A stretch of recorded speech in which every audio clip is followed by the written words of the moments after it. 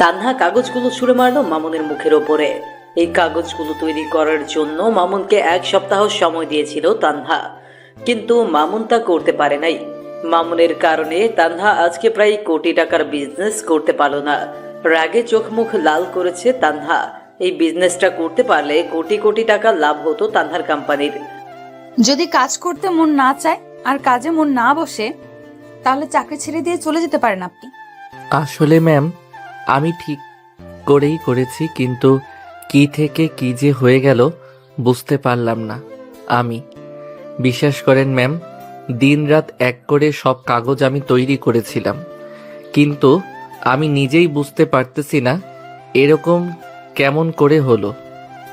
আপনি কি করেছেন আর কি করেন নাই তার প্রমাণ তো এই কাগজগুলো দিতেছি। নাকি আপনি আমার কোম্পানির ভালো চান না? আর সব কিছু বা কেমন করে ভালো করে করবেন? আপনার তো ঠকানোর অভ্যাস খুব ভালো করেই আছে। আপনি দয়া করে এসব কথা বলবেন না ম্যাম। সত্যি আমি আপনার কোম্পানির ভালো চাই।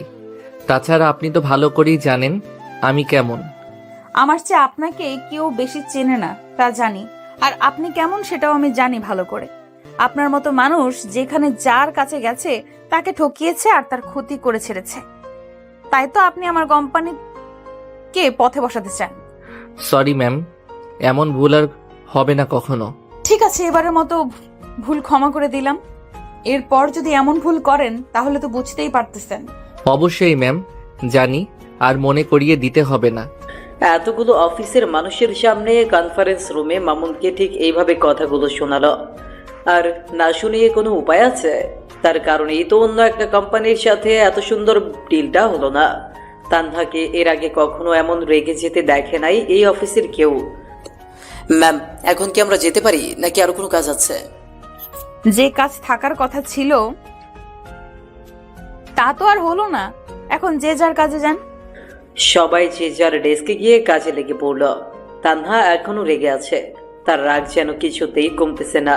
এই মামুনকে এখানে তার বাবা কি দেখে চাকরি দিলেন সেটাই সে বুঝতে পারতেছে না। এমন সময় তানহার রুমে ধানা আসলো। আসলে আজিজুলের নাম ধানা হওয়ার পেছনে একটা কারণ আছে। সে আফ্রিকা মহাদেশের কালো মানুষের মতো দেখতে, তাছাড়া সাইজেও একটু খাটো আর কি, সেই কারণে সবাই তাকে ধানা নামে ডাকে। আগেই বলেছিলাম তানহা, তোমাকে মামুনকে এখানে রাখার কোনো দরকার নেই। আমার কথা তো শুনলে না, দেখলে তো আজকে কি ঘটনা নাই না সে ঘটালো। আজকে মামুনের কারণে তোমাকে অন্য কোম্পানির লোকের কাছে অপমানিত হতে হলো। ঘানা, এটা কিন্তু আমার অফিস, আর এখানে তুমি চাকরি করো, সুতরাং আমাকে সম্মান দিয়ে কথা বলবে বলে দিলাম। তানহা, ভুলে যাও না আমি তোমার খালাতো ভাই হই, আর তোমার সাথে আমার বিয়ে হবে। তাই আমি তোমার নাম ধরে ডাকতেই পারি। এখানে তো আর অফিসের কোনো লোক নাই, তাদের সামনে তো নাম ধরে ডাকি না, আর সবার সামনে কিন্তু সম্মান দিই। মুখ সামলে কথা বলবে বলে দিলাম। ঘানা, বিয়ে আর তোমাকে করব আমি, সেটা ভাবলে কি করে তুমি? আর শোনো, এমন করে কথা বললে এখানে একদিনও টিকতে পারবে না। আচ্ছা সরি, আর বলবো না, কিন্তু যত দ্রুত সম্ভব মামুনকে এখান থেকে বের করে দিন ম্যাম। তা না হলে আমাদের এই কোম্পানি খালি লসের মুখ দেখবে। সেটা নিয়ে তোমাকে এত ভাবতে হবে না। আমার কাজ আমি বুঝবো, কাকে রাখবো আর কাকে রাখবো না সেটা সময় বলে দিবে। দেখেন ম্যাম, যেটা আপনার ইচ্ছে, কিন্তু আমি এই কোম্পানির ভালোর জন্য বললাম। তাছাড়া খালু আমাকে আগেই বলেছে আমি যেন এই কোম্পানির কোনো ক্ষতি হতে না দিই, আর কে কে কোম্পানির সাথে বেইমানি করে সেটা বলে দিই। তার মানে বলতে চাচ্ছ মামুন আমাদের কোম্পানির সাথে বেইমানি করতেছে? আপনি জ্ঞানী মানুষ ম্যাম, নিশ্চয়ই আপনাকে কোনো কিছু বলতে হবে না। ঠিক আছে, এবার যাও, গিয়ে নিজের কাজটা মনোযোগ দিয়ে করো। ধানা চলে গেল তার ডেস্কে। তানহা ভাবতেছে সত্যি কি মামুন আমাদের কোম্পানির সাথে বেইমানি করতেছে। তানহা এবার কনফারেন্স রুম থেকে বের হয়, তার নিচের কেবিনে গেল। মাথাটা তার খুব ধরেছে, এখন একটা তার কফি খেতেই হবে। তাই তানহা বিল বাজিয়ে পিয়নকে কেবিনে ডাকলো। ম্যাম, কোনো কিছু কি লাগবে আপনার? হ্যাঁ, আমার জন্য আপনি 1 কাপ কফি নিয়ে আসুন দ্রুত। আর কফি আনার আগে মামুন সাহেবকে আমার এখানে আসতে বলুন। আচ্ছা ম্যাম, আমি এক্ষুনি যাচ্ছি। পিয়ন আগে গিয়ে মামুনকে তানহার কেবিনে যেতে বলল, পরে সে কফি বানাতে গেল। মামুন শুনেই তানহার কেবিনে নক করে অনুমতি নিয়ে ঢুকলো। ম্যাম, আমাকে আপনি ডেকেছেন? এই মাসে লাভ লস কত প্রোডাক্ট বিক্রি হয়েছে, কতগুলো ফেরত এসেছে, আর কত শ্রমিকের বেতন দিতে হবে তার সব হিসাব কি করেছেন? আসলে ম্যাম, এখনো সব হিসাব হয় নাই। আজকের দিনটা একটু সময় লাগবে। তাছাড়া ম্যানেজার স্যারও এখনো আমাকে কোনো কিছুর হিসাব দেয় নাই। নিজের দোষ অন্যের কাছে দেবেন না মিস্টার মামুন সাহেব। সবার আগে নিজের কাজের দায়িত্বটা পালন করুন আপনি। আর হ্যাঁ, ম্যানেজার সাহেব বলেছে আপনার ডেস্কে নাকি পরশু সব হিসাবের ফাইল দিয়ে দিয়েছে। আসলে আমি এখনো দেখি নাই কোথায় ফাইল রাখছে। আমি এক্ষুনি গিয়ে সব করতেছি, আমাকে একটু সময় দেন। নিজের কাজে যদি গাফিলতি করেন তাহলে চাকরি করার কি দরকার শুনি? সরি ম্যাম, আমি বুঝতে পারি নাই। আমি সব করে আপনাকে দিতেছি। তাছাড়া অফিসের অন্য ফাইলপত্র নিয়ে খুব ব্যস্ত ছিলাম। কাজে ফাঁকিবাজি আমার একদম পছন্দ নয়, বুঝেছেন আপনি? যান, এক্ষুনি গিয়ে সবকিছু রেডি করে আমার রুমে নিয়ে আসবেন, বলে দিলাম। এর মাঝে পিয়ন এসে তানহাকে কফি দিয়ে গেল। মামুন সময় নষ্ট না করে দ্রুত তার ডেস্কে গিয়ে ফাইলটা বের করে কাজে লেগে পড়ল। অফিসে তানহা আসার পর মামুন ঠিক মতো বসে থাকতেও পারে নাই। একটার পর একটা কাজ তার উপর চাপিয়ে দিয়েছে সে। মামুনও কোনো না কিছু না বলে আপন মনে তার কাজ করে গেছে। মামুন চাইলেও চাকরি ছাড়তে পারবে না। প্রথমত তার পরিবার আছে, দ্বিতীয়ত এখানে চাকরি নেওয়ার আগে কিছু পেপারে সই করেছে, সেখানে কিছু শর্ত আছে। চাকরি ছাড়তে হলে 10 লক্ষ টাকা দিয়ে চাকরি ছাড়তে হবে। যেখানে মামুন এই চাকরির বেতনের উপর নির্ভর করে চলে, সেখানে এত টাকা কোথা থেকে দিবে? তাই তো সব মুখ বুঝে সহ্য করে মামুন। ম্যাম, আমাকে কেন ডাকলেন আবার? কোনো কিছুর কি প্রয়োজন আপনার? না, এখন তেমন কিছু লাগবে না। আমি এখন লাঞ্চ করার জন্য বের হচ্ছি, আপনিও লাঞ্চ করে নেবেন। আমার ফিরতে একটু দেরি হবে। ম্যানেজার কি বলে সে অনুযায়ী কাজ করবেন। ঠিক আছে ম্যাম, সব বুঝতে পেরেছি। আর শোনেন, মামুন সাহেবকে বলে দিবেন কাজ শেষ না করে যেন আজকে বাসায় না যায়। আচ্ছা ম্যাম, আমি বলবো মামুন সাহেবকে। আপনি কি এখনই বেরোবেন? হ্যাঁ, লাঞ্চের সময় হয়ে গেছে, বের হতে হবে আমাকে এখন। তানহা লাঞ্চ করার জন্য বের হয়ে গেল। যাওয়ার সময় দেখলো মামুন তার ডেস্কে বসে কাজ করতেছে, কিন্তু তার আশেপাশের সবাই লাঞ্চ করার জন্য বের হয়ে গেছে। এর মাঝে পিয়ন এসে মামুনকে বলতেছে, কি স্যার, আপনি আজকে লাঞ্চে গেলেন না যে? আসলে ম্যামকে আজকের মধ্যেই ফাইলটা রেডি করে দিতে হবে। স্যার, এভাবে আর কতদিন লাঞ্চ না করে এভাবে কাজ করে যাবেন? এভাবে কাজ করলে তো আপনি অসুস্থ হয়ে যাবেন। এছাড়া কোনো উপায় নেই। অফিসের সব কাজের দায়িত্ব তো আমার উপরে চাপিয়ে দিয়েছে। কি করব বলুন? কাজ না করলে যদি চাকরি যায়, তখন আমার পরিবার চলবে কি করে? ছোট ভাই বোনের পড়াশোনা, মায়ের ওষুধ, পরিবার চলা সব আমার উপর যে নির্ভর করে। স্যার, সত্যি আপনি ভালো মানুষ। এই যুগেও এসে নিজের কথা না ভেবে ভাই বোন, বাবা মায়ের কথা ভাবতেছেন। কি করব বলেন? আমার পড়াশোনার পিছনে বাবা সব জমি বন্ধক রেখেছে। এখন তো আমারও কিছু দায়বদ্ধতা আছে নাকি? তাছাড়া ধীরে ধীরে সব জমি বন্ধক থেকে আমাকেই বের করতে হবে যে। স্যার, ম্যাম বলে গেছে আজকের মধ্যে যেন ফাইলটা রেডি করে ম্যামকে দিতে। আমি জানি, আমাকে বলেছে। এবার আপনি আপনার কাজে যান, আমাকে কাজটা ঠিক করে করতে দেন। আচ্ছা ঠিক আছে, করেন আপনি কাজ, আপনাকে আর বিরক্ত না করি। পিয়ন চলে গেল তার কাছে। মামুন এক ধ্যানে ফাইলটা রেডি করতে লাগলো। আসলে তানহা হলো মামুনের এক্স জিএফ। দুজনের 2 বছরের সম্পর্ক ছিল, কোনো একটা ঝড় তাদের এক হতে দেয়নি। এখানে অবশ্য মামুনের দোষটাই বেশি, তাই হয়তো তানহা তার প্রতিশোধ এইভাবে মামুনের ওপর তুলতেছে। মামুন যখন এখানে চাকরি নেয় তখন তানহা অফিসের বস ছিল না, আর তানহার আব্বু চাকরি দেওয়ার আগে এইসব শর্ত দেয়, কারণ হঠাৎ কোনো কর্মকর্তা চলে গেলে তার কোম্পানির লস হতে পারে। তাছাড়া বড় পদে চাকরি করে মামুন, সেই সুযোগটা আরো মজবুত করে কাজে লাগিয়েছে তানহার। মামুনের কাজ করার সময় একটা মেয়ে কলিগ তার কাছে আসলো। কি করলেন মামুন সাহেব এত মনোযোগ দিয়ে? কি আর করব বলেন, এই তো অফিসের কাজ করি। তাই বলে কি আপনি লাঞ্চটাও করতে যাবেন না নাকি? কাজে মন দিলে আর খাওয়ার ইচ্ছে থাকে না। তা আপনি লাঞ্চ করেছেন তো নাকি?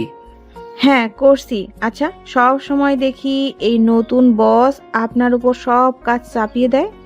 হয়তো আমার কাজ নতুন বসের খুব পছন্দ, তাই হয়তো আমাকে এত এত কাজ দেয়। আবার দেখি সবার সামনে অপমান করতেও ছাড়ে না আপনাকে। কাজ যখন করি তখন তো ভুল হবে, আর ভুল করার পর নিশ্চয়ই আদর পাবো না। আপনি কি ভারী দুষ্টু আছেন? সব রকম পরিস্থিতিতে আপনি কথা হাসি মুখে বলতে জানেন। শোনেন মিস মিতু, হাসলে কি আর কান্না করলে কি কেউ তো আর মনের অবস্থা জানবে না? একটু না হয় হেসেই দুষ্টমি করে কথা বললাম, তাতে অপর প্রান্তের মানুষটা বুঝলো আমি ভালো আছি। তা অবশ্য ঠিক কথা বলেছেন আপনি। তা আপনার কাজ কি শেষ নাকি এখনো বাকি আছে? এই তো প্রায় শেষ, আর একটু কাজ বাকি আছে। তাহলে করেন কাজ। আজকে কিন্তু একসাথে যাব, কেমন? আচ্ছা, আমি চেষ্টা করব, যদি তাড়াতাড়ি আমাকে ছাড়ে তো। তান্হা কিন্তু অফিসে ঢোকার পথে মামুন আর মিতুর কথা বলা দেখে ফেলেছে। তান্হা যে অফিসে এসেছে মামুন আর মিতু দুজনের কেউই জানে না। তান্হা তার কেবিন থেকে বসে বসে দেখছিল কত সুন্দর করে তারা হেসে হেসে কথা বলতেছে, কারণ মামুনের ডেস্কটা তান্হার কেবিনের পাশেই, আর কেবিনের সামনের অংশটুকু থাই গ্লাসের। মিতু আর মামুনের কথা শেষ হলে তান্হা পিয়নের দ্বারা মামুনকে তার রুমে সেখানে ডাকলো। ম্যাম, আমাকে ডেকেছিলেন নাকি? তা ফাইল কি রেডি হয়েছে নাকি আর 3-4 দিন সময় লাগবে? ম্যাম, আর একটু বাকি আছে, হিসাবটা মিলালে হয়ে যাবে। সময় তো লাগবেই আপনার। এটা তো আর অফিস না, এটা হলো প্রেম করার পার্ক। সরি ম্যাডাম, ঠিক বুঝলাম না আমি। বুঝবেন কি করে? খুব তো হেসে হেসে হেলে দুলে প্রেমালাপ করলেন এতক্ষণ। অফিসে যে বস এসেছে সেদিকে তো কোনো খেয়ালই নেই। তা প্রেম যদি করতেই হয় পার্কে করেন, সিনেমা হলে গিয়ে করেন। অফিসে কাজ না করে প্রেম করার জন্য নিশ্চয়ই বেতন দেই না? আসলে ম্যাম, কাজ করতে করতে একটু হাঁপিয়ে গিয়েছিলাম। হঠাৎ মিস মিতু আসলো আর জিজ্ঞেস করলো লাঞ্চ করেছি কিনা আর অফিসের কোন ফাইলটা করতেছি। এত মিথ্যা বলতে হবে না, আমি মানুষ চিনি। যান, 30 মিনিটের মধ্যে ফাইলটা রেডি করে আনবেন বলে দিলাম। আচ্ছা ম্যাম, ধন্যবাদ। মামুনের আজকে ফাইলটা দেওয়ার কথা ছিল, কিন্তু ম্যানেজার স্যার কখন কবে ফাইল তার ডেস্কে রেখেছে সেটা মামুন জানে না। এদিকে তানহা ভাবতেছে সত্যি কি মামুন লাঞ্চ করে নাই, নাকি ভার্সিটি জীবনের মতো মিথ্যা বলতেছে। তাই শিওর হওয়ার জন্য তানহা পিয়নকে আবারও ডাক দিল। ম্যাম, মামুন স্যার ফাইল ঠিক করতেছিল। আমি অবশ্য তাকে বলেছিলাম যেতে, কিন্তু তিনি এই ফাইলটা শেষ করে আপনাকে দিবে। আচ্ছা ঠিক আছে, আপনি এখন যান। আর হ্যাঁ, ম্যানেজারের রুমে গিয়ে ওনাকে বলবেন ম্যাডামের যে অন্য একটা কোম্পানির সাথে যৌথ কাজের ফাইল দেওয়া ছিল সেটা যেন তাড়াতাড়ি দিয়ে দেয়। মাফ করবেন ম্যাডাম, আপনি কি জন্য কোনো নতুন কোম্পানির সাথে মিলে আরো শেয়ারে নতুন কোম্পানি করতে যাচ্ছেন? হ্যাঁ, নতুন কোম্পানির সাথে শেয়ার হয়ে আরো বড় একটা কোম্পানি করতেছি, কিন্তু এটা আপনাদের বড় বস মানে আমার বাবার বন্ধু আর আমার বাবা মিলে করতেছে। ওটার কাজ অবশ্য শেষ প্রায়। দেশের 42টা জায়গায় এটার কোম্পানি হচ্ছে, আর সব ধরনের প্রোডাক্ট তৈরি করা হবে কিছুদিনের মধ্যে। আমরা নতুন কর্মচারী নিব সেখানে, কিন্তু সবকিছু পরিচালনা হবে আমাদের এই অফিস থেকে। আচ্ছা ম্যাডাম, আমি তাহলে যাই এবার ম্যানেজার স্যারের কেবিনে ফাইলটা নিয়ে আসার জন্য। পিয়ন তানহার কেবিন থেকে বের হয়ে ম্যানেজারের কেবিনে গেল। ম্যানেজারের কাছ থেকে ফাইল নিয়ে আবারও তানহার কেবিনে আসবে এমন সময় তার হাত থেকে ফাইলটা কেড়ে নিল। পিয়নকে আটকে দেয় সেইখানা, আর পিয়নের হাত থেকে ফাইলটা কেড়ে নেয় সে। পিয়ন অনেক জোর করে ফাইলটা আবারও তার কাছে নেয়। এতে করে ধানা আরো বেশি রেগে যায়। কিরে, এই ফাইলটা তুই নিলি কেন আমার কাছ থেকে? মামুনের কাছে যে ফাইলটা আছে সেটা আমার কাছে দেওয়ার ব্যবস্থা কর, আর ম্যানেজারের কাছে যেটা আছে সেটাও ব্যবস্থা তুই করবি। আর যদি না করিস তাহলে তো বুঝতেই পারছিস আমি তো জীবনও দিতে পারবো না। আপনি বরং একটু পর ম্যাডামের রুমে যান, সেখানে মামুন আর ম্যানেজার দুজনে ফাইল নিয়ে যাবে। তুই কি আমাকে মারতে চাস নাকি? ওখানে আমি হাতে নাতে ধরা পড়ি, তাই না? ধরা পড়বেন না আপনি। মামুন আর ম্যানেজারের কাছ থেকে ফাইল নিয়ে আপনি দেখবেন, তারপর ম্যামকে বলবেন সই করতে, তাহলে তো হয়ে গেল। যদি ধরা পড়ে যায় তখন তো রেহাই পাবো না আমি। আপনি নাকি তানা ম্যামকে পছন্দ করেন, আপনার সাথে নাকি ম্যামের বিয়ে হবে। আপনি তো ম্যামের আবার খালাতো ভাই। এমনি তো আপনি এতদিন তো এভাবেই সবকিছু করে এসেছেন। আচ্ছা যা বেড়া, আমি যাচ্ছি তানহার কেবিনে।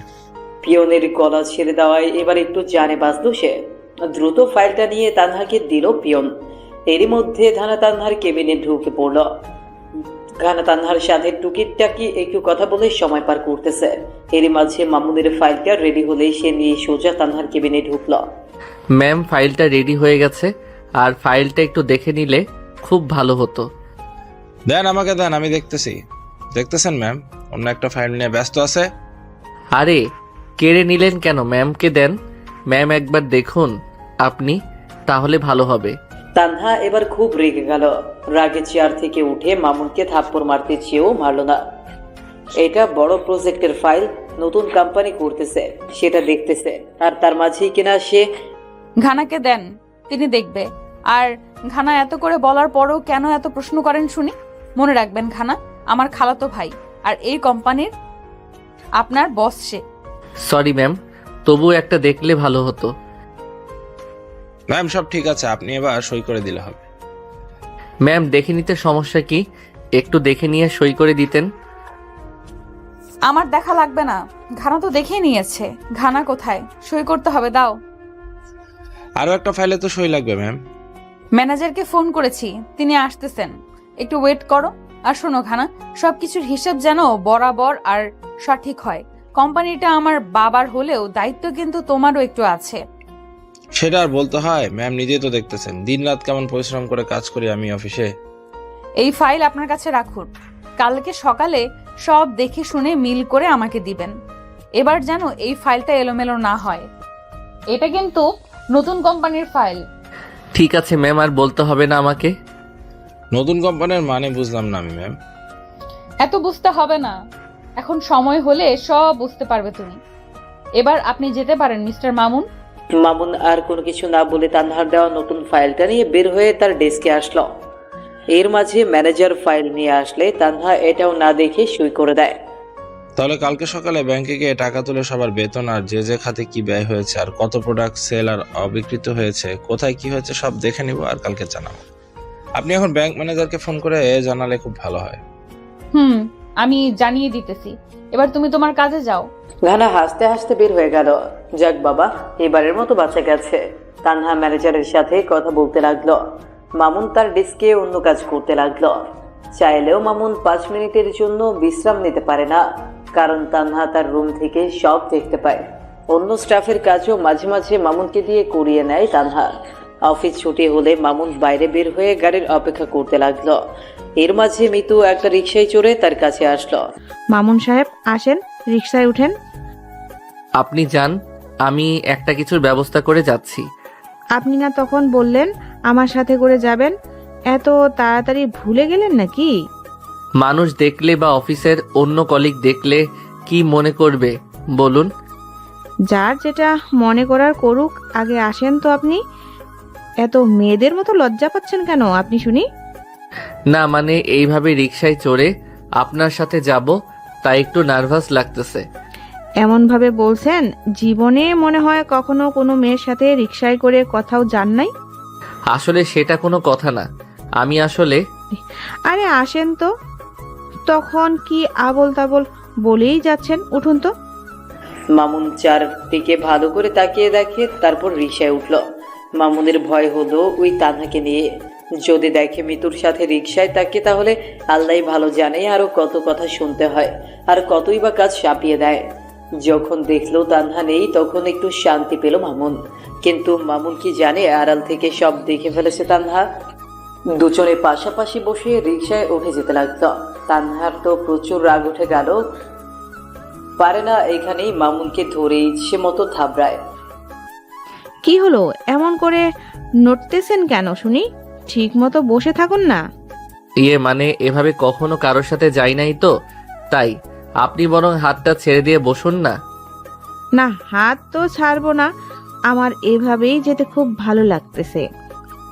আমার তো একটু ভালো লাগতেছে না। এত মেয়েদের মতো লজ্জা কেন শুনি? একটু ঠিকঠাক ভাবে থাকলে কি হয়? আমি কি বাঘ নাকি ভাল্লুক? আমি তো কোনোদিন অপরিচিত কারোর সাথে এভাবে যাইনি কখনো, তাই কেমন লাগতেছে। কি বললেন আপনি? আমি আপনার অপরিচিত? নামুন রিক্সা থেকে, যেতে হবে না। আরে আরে, রাগ করেন কেন মিস মিতু? আমি আসলে ওভাবে বলতে চাইনি। তো শুনি কিভাবে বলতে চেয়েছেন?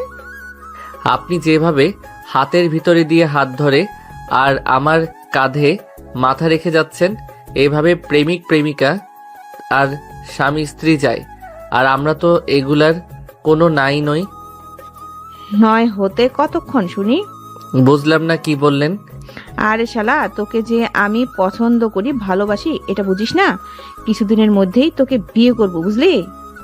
কি হলো, চুপ করে আছেন যে? আর এইভাবে বিড়বিড় করে কি বলেন? সময় হলে সব বুঝবেন। এখন চুপ করে থাকুন আর যেভাবে যাচ্ছি যেতে দেন। মামুনের হাতের ভেতরে হাত দিয়ে দুজনে রিকশায় করে যে যার বাসায় চলে গেল। মামুন ফ্রেশ হয়ে আগে খেতে বসলো। খাওয়া শেষ করে ফোন বের করে বাড়িতে ফোন দিয়ে সবার সাথে কথা বলে নিল। পরের দিন মামুন ঘুম থেকে উঠে দেখে অফিসের সময় প্রায় শেষ। দ্রুত উঠে কোনোরকম হাত মুখ ধুয়ে অফিস চলে আসলো। আসা মাত্র পিয়ন জানালো মামুনকে তার বস ডাকতেছে। ম্যাম, আমাকে ডেকেছেন? হ্যাঁ ডেকেছি। সময় কি দেখেছেন কয়টা বাজে এখন? আপনার অফিসে আসার সময় কি 10টা 15 মিনিটে নাকি? সরি ম্যাম, ঘুম থেকে উঠতে একটু দেরি হয়ে গেছে। ঘুম থেকে তো উঠতে দেরি হবেই আপনার। রাস্তায় রিকশায় উঠে প্রেম করেন নিশ্চয়ই। ফোনে সারা রাত গার্লফ্রেন্ডের সাথে কথা বলতে দেরি হয়েছে। না না ম্যাম, ওসব আমি করি না তো। সত্যি ঘুম থেকে উঠতে দেরি হয়ে গেছে। সত্যি তো আপনি প্রেম করেন না, আপনি তো মেয়েদের সাথে টাইম পাস করেন আর তার থেকে টাকা পয়সা খান। আপনাকে তো চেনা আছে আমার, আপনি কি রকম। ম্যাম, আমাকে আপনি সত্যি ভুল বুঝতেছেন। আমি আসলে ওরকম কিছুই করি না। আপনার কোথাও ভুল হচ্ছে। হাসালেন আপনি আমাকে। আমার চেয়ে শহরে আপনাকে কেই বা বেশি চিনবে, আর আপনি কি রকম সেটা আমার ভালো করেই জানা আছে। সরি ম্যাম, আর কখনো দেরি করে আসবো না অফিসে। আরে সমস্যা নেই, এটা তো আপনার বাপ দাদার অফিস। যখন খুশি আসবেন, কাজ করারও দরকার নেই, আবার যখন মন চায় চলে যাবেন। ম্যাম প্লিজ, বললাম তো সরি, এরকম আর হবে না। এই আপনি কাকে চোখ রাঙিয়ে কথা বলেন শুনি? ভুলে যাবেন না আপনি, ভুলে যাবেন না আপনি আমি আপনার অফিসের বস হই, বুঝেছেন? সরি, আর ভুল হবে না ম্যাম। কালকে যে ফাইলটা দিয়েছিলাম, যান সেটা নিয়ে আসুন। মামুন তো এবার চিন্তায় পড়ে গেল। সে তো ভুলে ফাইলটা বাসায় রেখে এসেছিল। কি হলো, এভাবে দাঁড়িয়ে আছেন কেন? যান ফাইলটা নিয়ে আসুন। আসলে ম্যাম, ফাইলটা বাসায় রেখে এসেছি। তানহা তার চেয়ার থেকে উঠে এসে মামুনকে দিল এক ধাক্কা। অমনি মামুন নিচে পড়ে গেল। তানহার রাগ উঠতেছে, পারে না এখনই কানের নিচে কয়টা ধরিয়ে দেয়। আপনাকে 30 মিনিট সময় দিলাম, এই 30 মিনিটের মধ্যে যদি ফাইলটা এখানে না আসে, আপনাকে সোজা থানায় পাঠাতে বাধ্য হব আমি। ম্যাম, 30 মিনিটে কেমন করে যাব, কেমন করে আসবো, একটু সময় দেন। তাছাড়া শহরে যা যানজট, সময় একটু লাগবে। বেশি কথা বলবেন না বলে দিলাম। আপনার জন্য গতকাল একটা ডিল এই কোম্পানির হয় নাই, সেম ভুল আবার আপনি করতেছেন। কনফারেন্স রুমে সবাই কিন্তু আমাদের অপেক্ষা করতেছে। আমি এক্ষুনি যাচ্ছি। আর সরি ম্যাম। মামুন আর কথা বাড়ালো না, কারণ সে ভালো করে বুঝতে পেরেছে তার কারণে কালকেও একটা ডিল হয় নাই, আবার আজকেও তার কারণে আরও একটা কাজে ফাইলের জন্য সবাই অপেক্ষা করতেছে। তানহা তাকে কালকে ফাইল দেওয়ার আগেই বলেছিল খুব জরুরি ফাইল এটা। মামুন দ্রুত নিচে গেল, কিন্তু কোনো গাড়ি বা রিক্সা পাচ্ছে না। পাবে কি করে? তানহা তো আগেই সিকিউরিটি গার্ডকে বলেছে যাতে অফিসের আশেপাশে কোনো গাড়ি বা রিক্সা না দাঁড়ায়। মামুন সময় নষ্ট না করে দৌড়ানো শুরু করে দিল। দৌড়ে বাসায় গিয়ে ফাইল নিয়ে আবারও দ্রুত দৌড়ে সময়ের 2 মিনিট পরে অফিসে আসলো। তবুও সময়ের চেয়ে 2 মিনিট দেরি করে এসেছেন। আগে কনফারেন্স রুম থেকে আসি, আপনার ব্যবস্থা করতেছি আমি। আসলে ম্যাম, রাস্তায় কোনো গাড়ি পাই নাই, তাই দৌড়ে গেছি, দৌড়ে আসছি। এত মিথ্যা বলতে হবে না, সব বুঝি আমি। আপনি এখন স্টোর রুমে গিয়ে মালের হিসাব নিয়ে আসুন। ঠিক আছে ম্যাম, যাচ্ছি আমি। মামুন তানহার কেবিন থেকে বের হয়ে স্টোর রুমে গেল। তানহা মনে মনে হাসতে লাগলো। সামান্য দৌড়েই হাঁপিয়ে গেলে? আর আমি 7টা দিন 7টা রাত তোমার অপেক্ষা করেছিলাম মামুন। আর কালকে মিস মিতুর সাথে রিক্সায় চেপে বসে গেলে? আমাকে ঠকানোর আরও শাস্তি তোমাকে পেতে হবে। প্রতিটা দিন প্রতিটা রাত এখনো চোখের জল পড়ে আমার। মামুন স্টোর রুমে এসে দেখে সেখান থেকে ঘানা অনেক মাল ইতিমধ্যে সরিয়ে ফেলেছে। কি ব্যাপার ঘানা সাহেব, আপনি এসব মাল কোথায় নিয়ে যাচ্ছেন? সেটা কি তোকে বলতে হবে আমার? যে কাজে এসেছিস সেই কাজ করে চলে যা। এই কাজের জন্য এসেছি, আগে বলেন আপনি এসব কোথায় নিয়ে যাচ্ছেন? সেটা আমার ব্যাপার, তোকে বলতে বাধ্য নই আমি। আমাকে বলতে বাধ্য আপনি, কারণ তানহা ম্যাম আমাকে এখানে পাঠিয়েছে। এখান থেকে এখন না গেলে সমস্যা হবে তোর, বলে দিলাম। দেখি কে কি সমস্যা করে আমার। তাই তোরা কি দেখতেছিস? শালাকে একটা চরম শিক্ষা দে, যাতে শালার একটা শিক্ষা হয়। মালগুলো আটকে দিতেছে। ঘানার কথা মতো তার পোশাক গুন্ডাগুলো মামুনকে মারতে আসলো। কিসের কি, গুন্ডাগুলো উল্টো মামুনের হাতে মার খেয়ে পালালো। মামুন এবার ঘানাকে ধরলো। ঘানা খুব ভয় পেয়ে গেল। দেখ মামুন, আমার গায়ে হাত তুলবি না, পরে কিন্তু তোর সমস্যা হবে বলে দিলাম। আগে তোকে সাইজ করব, তারপর দেখব কে সমস্যা করে। মামুন ঘানাকে ইচ্ছে মতো ঘুষি, লাথি, চর, থাপ্পড় দিতে লাগলো। মামুনের মার খেয়ে ঘানার নাক মুখ ফেটে রক্ত বের হতে লাগলো। মামুন টানতে টানতে ঘানাকে নিয়ে অফিসের ভেতরে যেতে লাগলো। কিন্তু অফিসে গিয়ে মামুন ঘানাকে নিয়ে অফিসে এসে দেখে সেখানে তানহা এবং তার আব্বু, তার সাথে আরো কিছু লোক। ঘানার নাকে মুখে রক্ত দেখে সেখানে থাকা সবাই ভয় পেয়ে গেল। মামুনের শরীরেও মারের চিহ্ন আছে, কিন্তু সেটা শার্টের ভেতরে। ঘানাকে এইভাবে টেনে নিয়ে আসাতে আর রক্তাক্ত দেখে তানহা এগিয়ে গিয়ে মামুনকে ঠাস ঠাস করে কয়েকটা থাপ্পড় লাগিয়ে দিল। মামুন অবাক হয়ে তানহার দিকে তাকিয়ে থাকলো। আপনার সাহস কি করে হয় আমার খালাতো ভাইকে মেরে এইভাবে রক্তাক্ত করার? আসলে ম্যাম, এই ঘানা সাহেব স্টোররুমের মালামাল সরিয়ে ফেলার চেষ্টা করতেছিল। তানহা, বিশ্বাস করো, আমি এরকম কিছুই করি নাই। মামুন নিজেই স্টোররুমে এসে মালামাল সরিয়ে ফেলতে গেলে আমি বাধা দিই, আর তারপর সে আমার এই অবস্থা করেছে। ম্যাম, উনি মিথ্যা বলতেছে। কে সত্যি বলতেছে আর কে মিথ্যা বলতেছে সেটা তো স্টোর রুমে সিসিটিভি ফুটেজ বলে দিবে। সিকিউরিটি, দ্রুত সিসিটিভির ফুটেজ নিয়ে আসো এখানে। সিকিউরিটি তানহার কথা মতো নিয়ে আসলো সিসিটিভির ফুটেজ। সেখানে দেখতে পেল মামুন যা বলেছে সব সত্যি বলেছে। তানহা এগিয়ে গিয়ে ঘানার 2 গালে থাপ্পড় দিতে লাগলো। তাহলে এতদিন বলেন নাই কেন আপনি আমাকে? শুনি। তোমাকে নিজের সন্তানের মতো মনে করতাম, আর সে তুমি এত বড় ক্ষতি করলে। হ্যালো, আমাকে মাফ করে দেন, আর এরকম ভুল হবে না। তুমি যে ভুল করে এসেছো এতদিন, তার কোনো ক্ষমা নেই। তোমার ভুলের কারণে অফিসে যাদের চাকরি দিতাম তাদের শর্ত জড়িয়ে দিতাম। তুমি কারো ভুল আর সাজা পাবে, অন্য কেউ তা হবে না আর। দেখেছো আব্বু, নিজের খালার ছেলে সে আমার, সেই খালার ছেলে কিভাবে পিছে ছুরি বসালো। কথায় আছে না, সর্ষের মধ্যে ভূত, সেটা আবারও প্রমাণিত হলো। আমি থানায় ফোন দিয়েছি, পুলিশ আসতেছে। তোমার সাথে তানহার বিয়ে দিতে চেয়েছিলাম, এই কোম্পানির মালিক তোমাকে বানাতে চেয়েছিলাম, আর সে তুমি কিনা কোনো কিছু না পাওয়ার আগে চুরি করা শুরু করে দিয়েছো। আব্বু চুরি না ডাকাতি করা শুরু করেছিল। হ্যালো, আমাকে মাফ করে দেন, এরকম ভুল আর করবো না। আমাকে দয়া করে পুলিশের হাতে তুলে দেবেন না। তানহা, তোমার সাথে তো আমার বিয়ে হবে, প্লিজ তুমি কিছু বলো। চুপ কর, চোরের বাচ্চা চোর। কে তোকে বিয়ে করবে শুনি? তোর মতো চোরকে রাস্তার মেয়েও বিয়ে করবে না। এর মাঝে পুলিশ এসে ঘানাকে ধরে হাতে হ্যান্ডকাফ পড়ালো। প্লিজ খালু, আমাকে ভাইয়া পুলিশে দিবেন না। আরে তোকে তো আমরা এতদিন খুঁজছিলাম, এই চৌধুরী সাহেবের আত্মীয় বলে ধরে নাই। ধন্যবাদ চৌধুরী সাহেব, এরকম একটা মাদক ব্যবসায়ী আর ধর্ষককে আমাদের হাতে তুলে দেওয়ার জন্য। ধর্ষক? হ্যাঁ ম্যাডাম, কত মেয়ের জীবন যে নষ্ট করেছে এই শহরে, আর তার মাদক ব্যবসা সবার থেকে বড়। শুধু এতদিন বেঁচে গেছিল আপনার বাবার জন্য আর আপনাদের আত্মীয় বলে। খালু, তানহা কাজটা ভালো করলেন না, অনেক বড় খেসারা দিতে হবে আপনাদেরকে। আর মামুন আমাকে ধরিয়ে দিয়ে হিরো মনে হচ্ছে না। একবার বের হই তখন বুঝবে এই আজিজুল ওরফে ঘানা কি জিনিস। আগে থানা চল, তারপর বুঝবি পুলিশ কি জিনিস। পুলিশ ঘানাকে নিয়ে চলে গেল। সেখানে উপস্থিত থাকা সবাই অবাক হয়ে গেল, ঘানা এত খারাপ মানুষ। তানহার বাবার বন্ধু তাকে নিয়ে কনফারেন্স রুমে গেলেন। নতুন কোম্পানি কি করে চলবে, কি কি করবে ইত্যাদি। তানহা এগিয়ে আসলো মামুনের কাছে। আমি আসলে সরি মামুন সাহেব, আপনার গায়ে না জেনে শুনে হাত তোলার জন্য। ওটা কোনো ব্যাপার না ম্যাম, আমি কিছু মনে করি নাই, আর ক্ষমা চাইতেও হবে না। তুমি না থাকলে আজ কি যে ক্ষতি হতো কোম্পানির। ম্যাম, এটা আমার দায়িত্ব, আমি শুধু আমার দায়িত্ব পালন করেছি। এবার তাহলে আমার ডেস্কে যাই, আপনিও কনফারেন্স রুমে যান ম্যাম। এই সবাই যে যার কাজে যাও। তানহাকে আর কোনো কথা বলার সুযোগ দিল না মামুন। সবাই যে যার ডেস্কে চলে গেল। তানহাও কনফারেন্স রুমে গেল তাদের নতুন যৌথভাবে কোম্পানি যে চালু হবে সেটার আলোচনা করতে। তানহা যাওয়া মাত্রই মিতু এগিয়ে আসলো মামুনের কাছে। মামুন শার্টের হাত গোছানোয় হাতের ক্ষত চিহ্ন আর কাটা চিহ্ন দেখল। ইস, কতটা কেটে গেছে। আরে ছাড়েন, তেমন কিছুই হয় নাই আমার, এমনি সব ঠিক হয়ে যাবে।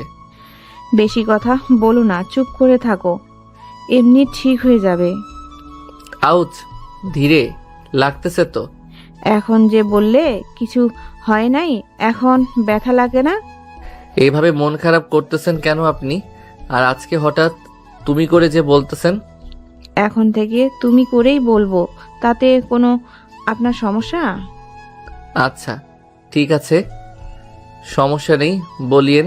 কিন্তু এত জোরে হাত চেপে কেন করতেছেন? ব্যথা লাগে তো। মারামারি করার আগে মনে ছিল না যার কোম্পানি সে বুঝতো তুমি কেন ঝামেলা করতে গেলে? আর ঘানা কি করে গেল সেটা শুনেছো? ওর টাইম নাই আমার কাছে, ওর কথা বাদ দেন। আর আমাদের ম্যামটাও কোনো শুনে না বুঝে কেমন করে কতগুলো মারলো আপনাকে। ইস, গাল দুটো ফুলে গেছে, আঙ্গুলের ছাপ স্পষ্ট দেখা যাচ্ছে। হুম, হয়েছে। এবার আর আপনাকে আর কোনো করতে হবে না। ম্যাম এসেছে, না জানি কখন আবার ডাকে আমাকে। আপনি আপনার কেবিনে গিয়ে কাজ করুন। ম্যামকে এত ভয় কেন শুনি? এরপর ম্যামের মুখের উপর কথা বলা শিখবে, বুঝলে? যদি তার মুখের উপর কথা বলি তখন কি আর চাকরি থাকবে আমার? একটা যাবে, আরো হাজারটা মিলবে, আর তোমার চাকরি করতে হবে না, আমি চালাবো। হুম, জানি হাজারো চাকরি মিলবে, কিন্তু শর্ত জুড়ে দেওয়া যে আছে, শর্ত পূরণ করতে না পারলে আমার জেলও হতে পারে। দেখি কতদিন এভাবে সময় যায় আর সুদিন ফিরে আমার। হয়ে গেছে তোমার, এবার আমি গেলাম ডেস্কে। একসঙ্গে লাঞ্চ করব আজকে, কিন্তু মনে থাকে যেন। পিয়নকে বলে স্যাভলন নিয়ে আনলো। সুন্দর করে রক্তগুলো মুছে দিয়ে ওয়ান টাইম টেপ লাগিয়ে দিল। কাজ করতে করতে মিতু বলেই তার নিজের ডেস্কে গেল। মামুন অবাক হয়ে গেল, এই মিতু নামক মেয়ে সামান্য কষ্ট সহ্য করতে পারে না মামুনের। আর মামুনের জন্য কত কি যে করেছে মিতু। মিতুর মতো কলিগ আছে বলেই মামুন এতদিনেও এখানে থেকে চাকরি করতেছে। ইতিমধ্যে মামুন আর মিতুকে তানহা দেখে ফেলেছেন, তাই তানহার রাগে জেদে নিজের কেবিনের সব কিছু ফেলে দিচ্ছে। তানহা কিছুক্ষণ চেয়ারে বসে মাথা ঠান্ডা করে পিয়নকে দেখে আবারও সব কিছু ঠিক করে নিয়ে মামুনকে ডেকে পাঠালো। ম্যাম আমাকে ডেকেছেন আপনি? হ্যাঁ ডেকেছি, আসেন চেয়ারে বসেন আপনি। মামুন অবাক হয়ে গেল, কোনোদিন তানহা তাকে তার কেবিনের চেয়ারে বসতে বলেনি। মামুনও আর কথা না বাড়িয়ে চেয়ারে বসলো। শার্টের হাতাটা ফোল্ডিং করেন তো, দেখবো আমি। আমার তেমন কিছু হয়নি, এমনি ঠিক হয়ে যাবে। আমাকে দেখাবেন কেন? দেখানোর ওষুধ লাগিয়ে দেওয়ার মানুষ তো আছে আপনার। কি বলছেন আপনি এসব? আমি তো আপনার কথার কোনো কিছু বুঝতে পারছি না। না বোঝার মতো কিছুই বলি নাই আমি। মিস মিতুর স্পর্শ নিশ্চয়ই খুব আনন্দদায়ক, তাই না? মিস মিতু দেখতে চাইলে দেখাবেন, ওষুধ দিতে চাইলে দিবেন, যা বলবে তাই করবেন। দেখেন ম্যাডাম, যা করেছে একজন ভালো কলিগ হিসেবে করেছে, এর বাইরে কিছুই না। আপনি অহেতুক বাজে মন্তব্য করবেন না। আমি তো সবসময় বাজে মন্তব্যই করি। আমি তো আপনাকে আজ থেকে চিনি না, সেই 7 বছর আগে থেকে চিনি আপনাকে। আপনি কিরকম আর কেমন তা ভালো করে জানা আছে আমার। ম্যাম, কোনো ফাইল বা কাজ থাকলে বলেন, আর যদি কোনো কাজ না থাকে তাহলে আমি আমার ডেস্কে যেতে চাই। তা তো যাবেনি, আমার কথা তো সহ্য হবে না। বেঈমান মানুষ কি আর বোঝে ভালো কিছু? ঠিক আছে, যেতে পারেন আপনি। মামুনের খুব রাগ হচ্ছে, চাইলেও চাকরিটা ছাড়তে পারতেছে না। তানহারও প্রচন্ড রাগ হচ্ছে, সেও চাইলেও কিছু করতে পারতেছে না। মামুন ডেস্কে বসে তার কম্পিউটারে অফিসিয়াল কাজ করতে লাগলো। লাঞ্চের সময় মামুন লাঞ্চ করার জন্য অফিসের ক্যান্টিনে গেল।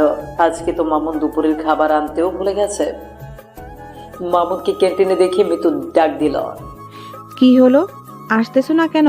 আমি জানি আজকে তুমি খাবার নিয়ে আসো নাই। আসো, আমি নিয়ে এসেছি, একসাথে খাবো। আরে সমস্যা নেই, আপনি খেয়ে নেন, আমি ক্যান্টিন থেকে খেয়ে নিব। আরে আসতে বলছি না, আসো বলছি। আপনার জন্য নিয়ে আসা খাবার আমি খেলে আপনি কি খাবেন শুনি? আমি দুজনের খাবার নিয়ে এসেছি, এসে তো দেখেন। মিতুর এত জোরাজুরিতে মামুন মিতু বসে থাকা টেবিলে গেল। গিয়ে দেখে সত্যি তো দুজনের খাবার নিয়ে এসেছে, তবে ভাত তরকারি নয়, বিরিয়ানি নিয়ে এসেছে। কি দেখলে তো, দুজনের খাবার নিয়ে এসেছি আমি। আজকে হঠাৎ দুজনের খাবার নিয়ে এসেছেন যে? তোমাকে খাওয়াবো বলে নিয়ে এসেছি আমি। যদি আজকে আমি খাবার নিয়ে আসতাম তখন কি করতেন? তখনও জোর করে হলেও আমার নিয়ে আসা খাবার খাওয়াতাম। আর আপনি দেখি বিরিয়ানি নিয়ে এসেছেন আজকে। আমি জানি তোমার বিরিয়ানি খুব পছন্দ, তাই নিয়ে এসেছি। এখন আর এত বক বক করতে হবে না, নাও এবার খাও। দুজনে হাসি মুখে বিরিয়ানি খেতে লাগলো। ঠিক এইভাবে তানহাও কতদিন যে নিজ হাতে বিরিয়ানি রান্না করে নিয়ে এসে ভার্সিটিতে খাইয়েছে। তাদের দুজনের খাওয়া দূরের একটা টেবিল থেকে দেখতেছে তানহা। শালা থলা বিলাই বান্দর ইঁদুরের মামা, আমাকে ঠকিয়ে আর একটা ধরেছিস? তোকে কি কম ভালোবেসেছিলাম আমি?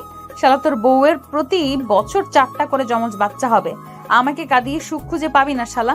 তোর জীবনটা বিষিয়ে তুলবো, অপেক্ষা কর শালা হনুমানটা। এই না ব্যথার ওষুধটা খেয়ে নাও, আর এটা হলো ঘা শুকিয়ে যাবার। আপনি এগুলো কোথায় থেকে আনলেন শুনি? এত প্রশ্ন করো কেন তুমি? খেতে বলছি, খাও তো। এভাবে কি থাকা যায় নাকি? আর ওষুধ খেলে দ্রুত ক্ষত চিহ্নগুলো ভালো হয়ে যাবে। আর এই যে তোমার 1 সপ্তাহের জন্য ঔষধ এনেছি, নিয়মিত খাবে। আমি তো যাওয়ার সময় নিতে পারতাম, আপনি কেন আনতে গেলেন? আনিয়েছি, বেশ করেছি। এখন এগুলো পকেটে রেখে দাও। এবার বলো বিরিয়ানিটা কেমন হয়েছে? হেব্বি হয়েছে, অনেক সুন্দর। কিন্তু আচ্ছা, বিরিয়ানিটা কোন দোকান থেকে নিয়ে এসেছেন? দোকান বা রেস্টুরেন্টে নয়, আমি নিজ হাতে রান্না করে নিয়ে এসেছি। সত্যি আপনার রান্নার হাত কিন্তু দুর্দান্ত, খেতে ভালোই লেগেছে আমার। সমস্যা নেই, আরো নিয়ে আসবো, যত খুশি মন চায় খাবেন। শালা কালো বান্দর, কোনোদিন কি এইভাবে আমাকে প্রশংসা করেছিলি? অন্য একটা মেয়ের সাথে লাইন মারতে ভালোই লাগে তাই না? শালা ঠকবাজ বেঈমান, তোর কপালে শনি নিয়ে আসবে এই মেয়ে। তোকে শাস্তি দিবে না, ঠান্ডার দিনে পানিতে রাখবে আর গরমে উনুনের উপর রাখবে তোকে শালা। আমার সরল মনটা ভেঙে দিয়ে কি সুখ পাবি ভেবেছিস? জীবনেও সুখ পাবি না তুই। চলেন এবার যাওয়া যাক, এখানে আর না থাকি। থাকি না আর একটু, এখনো তো সময় আছে অনেক। নাকি আমার সাথে কথা বলতে মন চাচ্ছে না? এই শাকচুন্নি, অন্যের ব্যবহার করা বয়ফ্রেন্ডের সাথে কিসের এত পিরিতির আলাপ তোর? যেতে চাচ্ছে যেতে দিবি তুই, তাকে আটকাবি কেন? আর শালা ইঁদুরের মামা ওর কথা মতো বসে আছে, আর কি সুন্দর হেসে হেসে কথা বলতেছে। কি বলবো বলুন তো আপনাকে? কি আর বলবেন শুনি? আচ্ছা বলেন তো, বিয়ে কবে করবেন আর কেমন মেয়ে আপনার পছন্দ? বিয়ের হিসাব আপাতত নেই মনে। আগে ভাই বোনগুলোর পড়াশোনা শেষ হোক, প্রতিষ্ঠিত হোক, মা সুস্থ হোক, তারপর। সেটা না হয় বুঝলাম, কিন্তু কেমন মেয়ে পছন্দ আপনার? আমার কোনো পছন্দ নেই মা, বাবা যাকে বেছে দিবেন তাকেই বউ বানাবো। আমার কোনো আর শখ ইচ্ছে কোনোটাই নেই। প্রেম করে ছ্যাঁকা খেয়েছেন নাকি? ওই রকমই মনে করেন, তবে আমি মনে করি সব দোষ আমার আর আমার নসিবের। হ্যাঁ হ্যাঁ, বল বল, শাকচুনিটাকে বল কিভাবে আমাকে ঠকিয়েছিস শালা বান্দর। আবার বলে কি মা বাবা পছন্দের মেয়ে বিয়ে করবে। শালা কয়টা মেয়ে লাগে তোর? কত মেয়ের সাথে আর এরকম রং তামাশা করবি ইঁদুরের মামা? আরে ওসব বাদ দেন তো, অন্য কোনোদিন বলা যাবে আপনাকে। এখন চলেন, যেতে হবে, এখানে থাকতে মন চাচ্ছে না। তা একটু বলেন না শুনি। আমি কি কারো বউ হওয়ার মতো না মামুন সাহেব? আপনাকে যে পাবে সে সত্যি ভাগ্যবান মানুষ। এবার চলেন তো, আর থাকতে মন চাচ্ছে না। প্লেট এগিয়ে দিল। কি আর করার, বাধ্য হয়ে মিতু উঠে সব গুছিয়ে রাখলো। মানে টিফিন বাটি আর কি পরিষ্কার করে নিল। মামুন উঠে যেতে ধরলো অফিসের ভেতরে। মিতু মামুনের পেছন পেছন যেতে ধরলো। মামুন অফিসে যে না ঢুকতে যাবে অমনি তার সামনে এসে পড়লো তানহা। মামুন তানহার চেহারার দিকে তাকিয়ে দেখে তার চোখ মুখ খুব লাল হয়ে আছে। মামুন কিছুই বুঝলো না তানহা কেন এমন রেগে আছে। তানহা মামুনের হাত টেনে ধরে তার কেবিনে নিয়ে গিয়ে ঠাস ঠাস করে দুটো লাগিয়ে দিল। তানহার এমন আচরণে মামুন তো আকাশ থেকে পড়ল। আমি কি অপরাধ করেছি ম্যাম, যার কারণে আমাকে থাপ্পড় মারলেন? এটা অফিস, এটা প্রেম করার জায়গা নয়, বুঝা গেছে? প্রেম করতে হলে পার্কে হোটেলে গিয়ে প্রেম করবেন। মুখ সামলে কথা বলবেন ম্যাম। আমি কি মুখ সামলাবো? নিজের চোখেই তো দেখলাম প্রেম লীলা। আসলে আপনি কি তা আমার চেয়ে ভালো কেউ জানে না। যেখানে আমি কোনো অন্যায় করি নাই সেখানে আপনি আমার গায়ে হাত তুলতে পারেন না। আর কি নিজ চোখে দেখেছেন আপনি? অন্যায় করেছেন কিনা সেটা নিজের মনকে জিজ্ঞেস করে দেখেন। কেন মিসমিতুর রান্না করা খাবার খাওয়া, ওষুধ দিল সেগুলা খাওয়া, আমি যে তখন দেখতে চাইলাম তখন কি বলেছেন? আসলে আপনার মতো ছেলেকে আমার খুব ভালো করে চেনা আছে। আপনাকে কতবার বলতে হবে মিস মিতু আমার ভালো একজন কলিগ। অফিসে তো আরো অনেক ভালো কলিগ আছে আপনার, কই তাদের সাথে তো এমন প্রীতি দেখি না। আমাকে একবার বোকা বানিয়েছেন, আর বোকা বানানোর চেষ্টা করবেন না। আপনাকে আমি বোকা বানাই নাই, আর যা হয়েছে সব আপনার ভালোর জন্য হয়েছে। চুপ করুন আপনি, আপনার কোনো কথাই শুনতে চাই না আমি।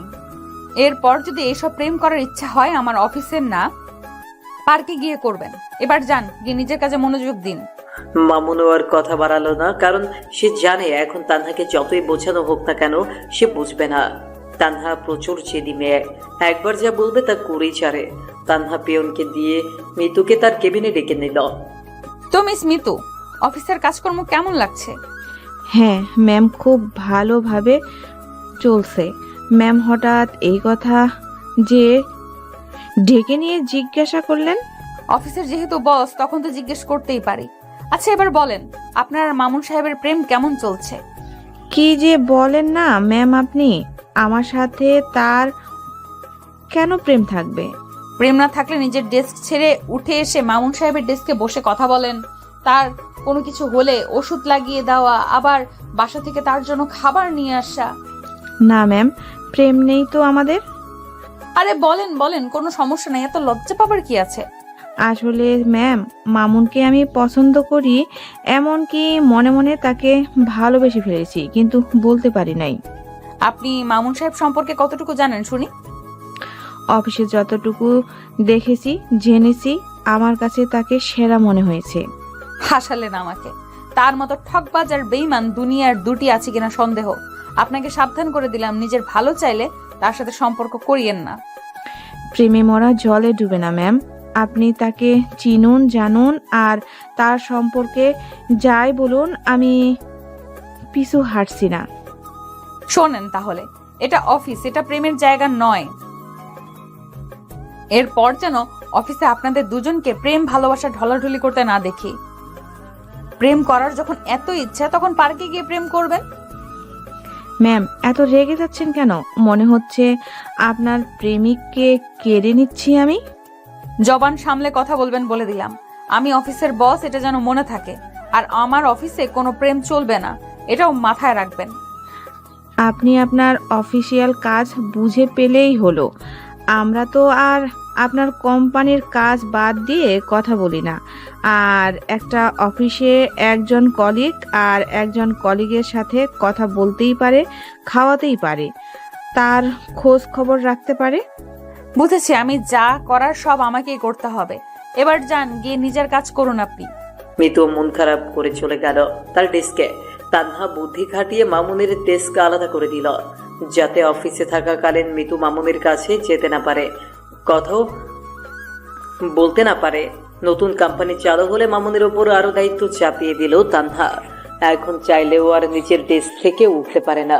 এভাবে সারা দিন রাত কাজ করে চলেছে মামুন। মামুনকে ব্যস্ত রেখে তানহা যেন খুব শান্তি পেয়ে গেছে। শোনেন মামুন সাহেব, সবাইকে জানিয়ে দিবেন এবার অফিসে পিকনিকের জন্য আমরা সবাই কক্সবাজার যাচ্ছি। সত্যি ম্যাম, এবার আমরা সবাই কক্সবাজার যাব। হ্যাঁ, এতে তো অবাক হওয়ার কি আছে। আর হ্যাঁ শোনেন, পরশু যাব, সবাই অফিসের সব স্টাফদেরকে জানিয়ে দিবেন।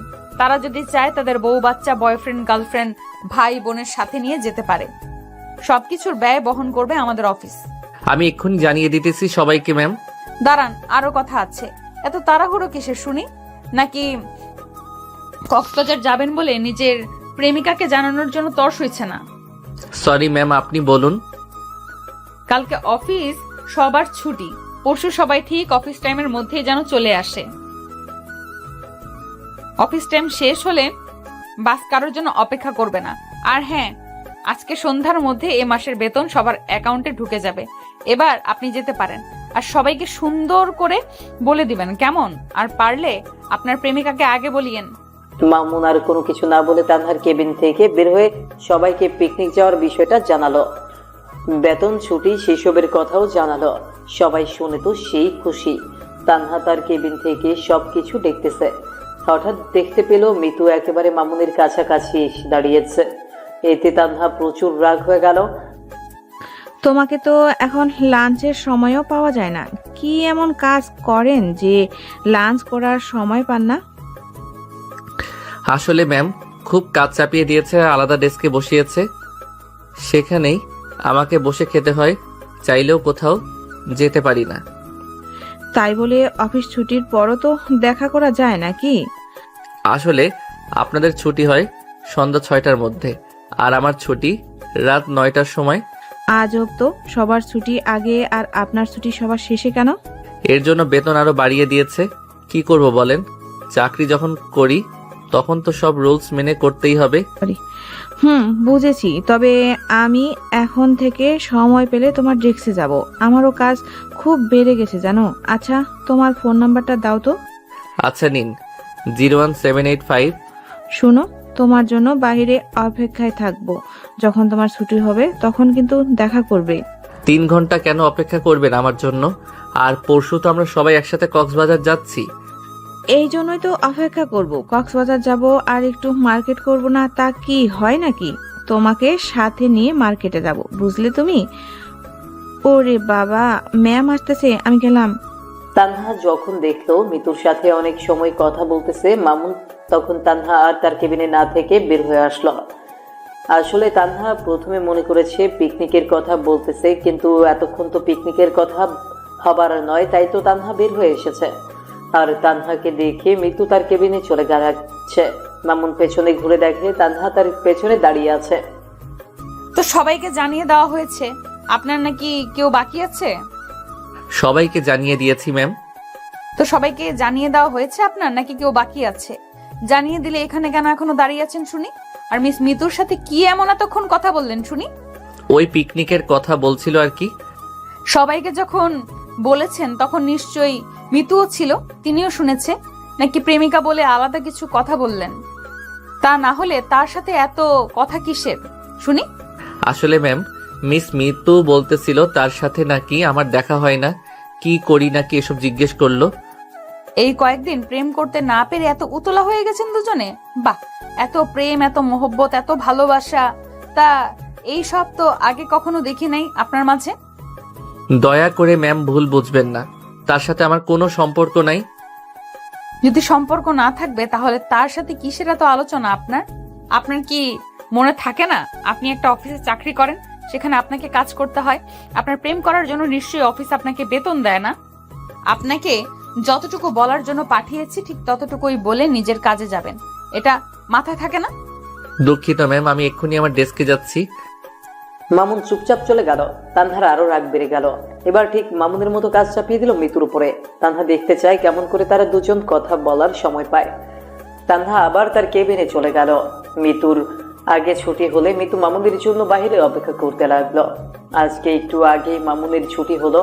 মামুন বাইরে বের হয়ে মিতুকে খুঁজতে লাগলো। পেছন থেকে মিতু মামুনের কাঁধে হাত দিল। মামুন চমকে উঠে পেছনে তাকিয়ে দেখে মিতু হাসতেছে। তুমি দেখি খুব ভীতু আসো। এরকম ব্যস্ত শহরে কি কোনো ভূত পেত তোমার গায়ে হাত দিবে মনে হয়? আসলে হঠাৎ করে হাত দিয়েছেন তো, তাই একটু ভয় পেয়ে গেছি। ভয় থাকা ভালো, তাহলে কারো কোনো ক্ষতি হয় না। হয়েছে, আর ভয় পেতে হবে না। এবার চলো, যাও যাক। আচ্ছা চলেন, কিন্তু আশেপাশে তো কোনো রিক্সা দেখতেছি না। একটু অপেক্ষা করি, রাস্তার পাশে কিছু একটা পেয়ে যাব। দুজনে মিলে রাস্তার পাশে গিয়ে দাঁড়ালো। এমন সময় তানহা গাড়ি নিয়ে তাদের সামনে হাজির। মিতুকে মামুনের সামনে দেখে তানহার প্রচন্ড রাগ হলো। মিতুকে মামুনের সাথে একটু সহ্য করতে পারে না তানহা। তানহা গাড়ির ক্লাস নামিয়ে জিজ্ঞেস করলো, আপনারা কি বাসায় যাওয়ার জন্য কোনো গাড়ি খুঁজতেছেন? না ম্যাম, বাসা যাব না, এখন একটু দেরি হবে। বাসায় যাবেন না? আর দেরি হবে কেন শুনি? পরশু তো সবাই কক্সবাজার যাব, তাই একটু মার্কেটে যাওয়ার জন্য বের হয়েছি। তা মামুন সাহেব, আপনিও বুঝি মার্কেট করবেন? না ম্যাম, মার্কেট করব না। আমি আসলে মিস মিতুর নাকি কিছু কেনাকাটা বাকি আছে, তাই আমাকে নিয়ে যাবে। তাই তো বলি, মিতুর অনেক আগেই অফিস ছুটি হয়েছে, এখনো কেন অফিসের সামনে? হ্যাঁ ম্যাম, এতক্ষণ মামুন সাহেবের জন্য অপেক্ষা করছিলাম। আচ্ছা ম্যাম, এখন তাহলে আমরা যাই। সরি মিস মিতু, আমরা না আপনাকে একাই যেতে হবে। আসলে মামুন সাহেবকে আমার সাথে অন্য এক জায়গায় যেতে হবে যে। ম্যাম, আমার তো অফিস ছুটি হয়েছে, এখন আবার কোথায় যাব? হ্যাঁ ম্যাম, ছুটি তো, তাহলে এখন আবার কোথায় যাবেন? মামুন সাহেব, আপনার অফিস কয়টার সময় ছুটি হয় শুনি? 9টার সময় ম্যাম। তাহলে এখন কয়টা বাজে শুনি? এখন 8টা বাজে। তার মানে আপনার এখনো কাজ বাকি আছে, আপনার ছুটি হয়নি। কেন পিয়ন আপনাকে বলে নাই আমার সাথে এক জায়গায় যেতে হবে? না ম্যাম, বলে নাই তো আমাকে। এখন এসে গাড়িতে বসুন, আমাদের দেরি হয়ে যাচ্ছে। আর মিস মিতু, আবারও সরি। আপনি একটু কষ্ট করে একা একা যান মার্কেটে, কেমন?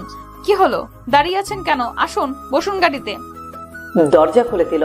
মামুন গিয়ে সামনের সিটে বসে পড়ল আর তানহা নিজেই গাড়ি ড্রাইভ করতে লাগলো। যখন তানহা দেখেছিল তারা দুজন কোথাও যাবে, তাই সে ড্রাইভারকে বিদায় দিয়ে নিজেই গাড়ি নিয়ে মামুন আর মিতুর সামনে আসে। মিতু দাঁড়িয়ে দাঁড়িয়ে মামুন আর তানহার যাওয়া দেখতে লাগলো। ম্যাম, আমরা কোথায় যাচ্ছি একটু কি জানতে পারি? যেখানে যাচ্ছি সেখানে গেলেই তো জানতে পারবেন কোথায় যাচ্ছি আমরা। কিন্তু ম্যাম, আমার জানা মতে তো এদিকে কোনো ফ্যাক্টরি নাই আমাদের কোম্পানির।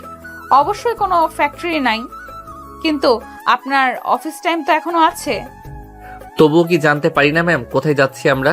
না মানে বাসায় গিয়ে বাড়িতে ফোন দিয়ে কথা বলা লাগতো। বাড়িতে কথা বলবেন, ভালো কথা। তা এখন ফোন দিয়ে কথা বলুন, কে মানা করেছে? থাক ম্যাম, পরে কথা বলে নিব আমি। আসলে কেমন করে সে তার বাড়িতে কথা বলবে? তানহার সামনে যে বেতন পেয়েছে তা হিসাব করে বাড়িতে পাঠাতে হবে, আবার নিজে পুরো 1 মাস চলার জন্য রাখা লাগবে। এইসব কথা তো আর নিজের বসের সামনে বলা যায় না। তাছাড়া তানহা তার এক্স হয়। এইসব শুনলে হয়তো তানহা ঠিক আগের মতোই তার সাথে ব্যবহার করবে। হঠাৎ করে গাড়িটা এমন এক জায়গায় এসে থামলো। মামুন অবাক হয়ে তানহার দিকে তাকিয়ে রইল। গাড়িটা এমন জায়গায় এসে দাঁড়াবে মামুন বিশ্বাস করতে পারতেছে না। আরে এটা কোন ফ্যাক্টরি বা কোম্পানি না, এটা তো বিশাল শপিং মল। মামুন গাড়ি থেকে নেমে আবারও চোখ কষলে চারদিকে ভালো করে দেখতেছে। আসলেই তো এটা একটা শপিং মল। মামুনের এমন চেহারা দেখে তানহা নিজেই বলল, আপনারা একাই শুধু কক্সবাজার যাবেন নাকি? আমি বুঝি যাব না? আপনিও তো যাবেন, কিন্তু এই যাওয়ার সাথে শপিং মলের কি সম্পর্ক? কেন, পিকনিকে যাব আর একটু শপিং করব না? আমি শপিং করব বলেই তো আপনাকে নিয়ে আসলাম আমি। কিন্তু আপনি যে বললেন অফিসের কাজের জন্য। যদি বলতাম আমার সাথে শপিং এ যেতে হবে, তাহলে কি আসতেন? জানি তো আসতেন না, তাই তো মিথ্যা কথা বলে এনেছি আপনাকে। কিন্তু কথা হলো, মিস মিতুকে তো সাথে আনতে পারতেন, আমাকে নিয়ে আসার কি দরকার ছিল? মিস মিতু আসলে বুঝতে পারতাম না কোনটা ভালো পোশাক কোনটা খারাপ, ভালো না। আর আমি এটা খুব ভালো করেই জানি, মেয়েদের কাপড় ভালো মন্দ সম্পর্কে আপনার ধারণা অনেক আছে। নাকি আমি এটাও মিথ্যা কথা বললাম মামুন সাহেব? আচ্ছা চলুন, অহেতুক মিথ্যা বলে নিয়ে আসার কি দরকার ছিল? বাড়িতে কোথাও বলতে পারলাম না আমি। আমাকে কি? না ম্যাম, কোনো কিছু বলি নাই, এবার চলুন। পরের কথাগুলো বিড়বিড় করে বলল। তানহা একটা একটা করে দোকান ঘুরতেছে, পোশাক দেখে গায়ে দিয়ে মামুনকে দেখাচ্ছে। যেটা মামুন বলতেছে ভালো সেটা নিতেছে, আর যেটা ভালো বলতেছে না সেটা নিচ্ছে না। তানহা নিজের কেনাকাটা হলে মামুনকে নিয়ে ছেলেদের দোকানে গিয়ে মামুনের শরীরের মাপে শার্ট, প্যান্ট, টি শার্ট, হাতঘড়ি, সানগ্লাস কিনল। সবকিছু কেনাকাটা হলে বিল পরিশোধ করে শপিং ব্যাগ নিয়ে আবারও গাড়িতে উঠলো তানহা। গাড়ি যখন মামুনের বাসার সামনে আসলো তখন তানহা মামুনকে ওই শপিং ব্যাগগুলো হাতে দিল। আরে বাবারে, বোঝে না যেগুলো মামুনের শরীরের মাপে নিয়েছে। বুঝছেন, সবাই রাগ ওঠায়। ম্যাম, এই ব্যাগগুলো আমাকে দিতেছেন কেন? কারণ এই ব্যাগের ভেতরে যা আছে সব আপনার জন্য কিনেছি, এই জন্য আপনাকে দিতেছি, নিন ধরুন। মাফ করবেন ম্যাম, আমি এগুলো নিতে পারবো না। কেন নিতে পারবেন না শুনি? নাকি এর আগে কখনো নেন নাই আপনি শুনি? তখন আর এখন আকাশ জমিন পার্থক্য, আমাকে ক্ষমা করে দিবেন। আমি আপনার বস হিসেবে দিতেছি, নেন আপনি। এত কথা বলেন কেন আপনি? অফিসের বস হিসাবে আমাকে একাই দিতে পারেন না ম্যাম, আর আমি নিতেও পারবো না, মাফ করে দিবেন। অফিসের হিসাবে দিতেছি বলেই তো নিবেন। আপনি আমার কোম্পানির একমাত্র সৎ মানুষ, তাই আপনাকেই দিতেছি। আমি নিতে পারবো না, আমি গেলাম ম্যাম, দয়া করে ভুল বুঝবেন না। কেন, মামুনের আগে কি আমার কাছ থেকে নেওনি তুমি? নাকি তখন ভালোবাসা ছিল বলে নিয়েছিলে? নাকি তখন আমাকে তোমার স্বার্থের জন্য ব্যবহার করেছিলে? ও তখন টাকা ছিল না, আমার কাছ থেকে নিয়েছিলে। এখন টাকা পয়সা হয়েছে, তাই নেওয়া যাবে না। আমি তো স্বার্থপর তানহা, তোমার কাছ থেকে কেমন করে নিব? আমি যে তোমাকে ফিরিয়ে দিয়েছি, আমি যে তোমার ভালোবাসার মূল্য দিতে পারি নাই, কোন মুখে তোমার দেওয়া পোশাকগুলো নিব আমি? আমার কি সেই মুখ আছে তানহা? আমি যে তোমাকে আঘাত করেছি, তোমাকে ঠকিয়েছি, বেইমানি করেছি। তানহা, আমাকে পারলে তুমি ক্ষমা করে দিও। ব্যাগগুলো এগিয়ে দিয়ে ব্যাগগুলো ফেরত দিল। গাড়ি থেকে নেমে হাঁটা ধরল। মামুন গাড়ি থেকে নেমে যেতেই মুষলধারে বৃষ্টি শুরু হলো। তানহা গাড়ি থেকে মামুনের যাওয়া দেখতেছে আর কান্না করতেছে। এমন সময় ছাতা নিয়ে মামুনের সামনে হাজির হলো মিতু। মিতুকে মামুনের সাথে দেখে তানহা তো চলে আগুন হয়ে গেল। হঠাৎ মিতু ছাতা নিয়ে মামুনের কাছে আসায় মামুন একটু চমকে গেল। আরে আপনি এখনো বাসায় যান নাই? আর বৃষ্টির মাঝে আপনি যে? তোমার জন্য অপেক্ষা করছিলাম, হঠাৎ বৃষ্টি শুরু হলো, ভাগ্যিস ছাতা নিয়ে এসেছিলাম আজকে। বুঝলাম, কিন্তু এখনো কি মার্কেটে যাওয়া হয় নাই নাকি? কি করব বলো, একা একা গেলাম, একা একা আসলাম। আপনার জন্য একটা শার্ট প্যান্ট কিনেছি, প্লিজ না করবেন না। আরে এটার কোনো দরকার ছিল নাকি? আপনি অযথা টাকা নষ্ট করতে গেলেন কেন? দেখুন, আমি এসব নিতে পারবো না। না নিলে বুঝবো তুমি আমাকে কখনো তোমার ভালো সহকর্মী মনে করো না। আপনি ভুল বুঝতেছেন। আপনার মতো এত ভালো কলিগ পাওয়া ভাগ্যের ব্যাপার। তাহলে প্লিজ নাও, না করবে না। আর যদি না নাও তাহলে অনেক কষ্ট পাবো মনে। দেখেন কেমন করে নেই আমি, আর মানুষ কি বলবে বলেন তো? এখানে কি কেউ দেখতেছে নাকি? তাছাড়া আমি আমার সহকর্মীকে দিয়েছি, এতে কার কি? পরে না হয় তুমিও আমাকে দিও। আজ অনেক আশা করে নিয়েছি তোমার জন্য, আর বিশ্বাস নিয়ে এসেছি। আপনার সাথে পাওয়া যাবে না, দেন। এবার খুশি তো আপনি? শুধু খুশি বলতেছো? মন তো চাচ্ছে জড়িয়ে ধরি তোমাকে। পরশু এগুলো পরে আসবে, কিন্তু মনে থাকে যেন। মামুন নিল। মিতুর কথা শেষ না হতেই ঠাস করে মামুনের গালে একটা থাপ্পড় এসে পড়ল। মামুন তাকিয়ে দেখে থাপ্পড়টা আর কেউ না, বরং তানহা তাকে মেরেছে। মিতু তো তানহার রাগে চেহারা দেখে ভয়ে শেষ। তানহা হাতের ইশারায় মিতুকে যেতে বলল। তানহার রাগ দেখে ভয়ে মিতু চলে গেল। মামুন বোকার মতো তানহার দিকে তাকিয়ে আছে। মিতু চলে যাওয়ার পর তানহা আরো 3-4টা থাপ্পড় মামুনকে মারল। ম্যাম পাগল হলেন নাকি? এভাবে থাপ্পড় মারতেছেন কেন আমাকে? মিস মিতু খেতে বললে খাওয়া যায়, কোনো জিনিস দিলে নেওয়া যায়, আর আমি কোনো কিছু দিলে, কোনো কিছু জিজ্ঞেস করলে তখন উত্তর আসে না। আসলে ম্যাম আপনি... তোমাকে খুব ভালো করে চিনি আমি। কয়টা মেয়ের জীবন নষ্ট করেছিস তুই, আর কত মেয়ের জীবন নষ্ট করতে চাস? আপনি আমাকে ভুল বুঝতেছেন ম্যাম, আমি ওরকম না। তুই কিরকম সেটা আমার থেকে ভালো কেউ জানে না। এই যে দিলাম তোকে, যদি মন চায় এগুলো পরে আসবি পরশু, আর যদি মন না চায় আগুনে জ্বালিয়ে দিস। আর বলতে পারলো না। শপিং ব্যাগগুলো মামুনের গায়ের আগে ছুঁড়ে মারলো তানহা।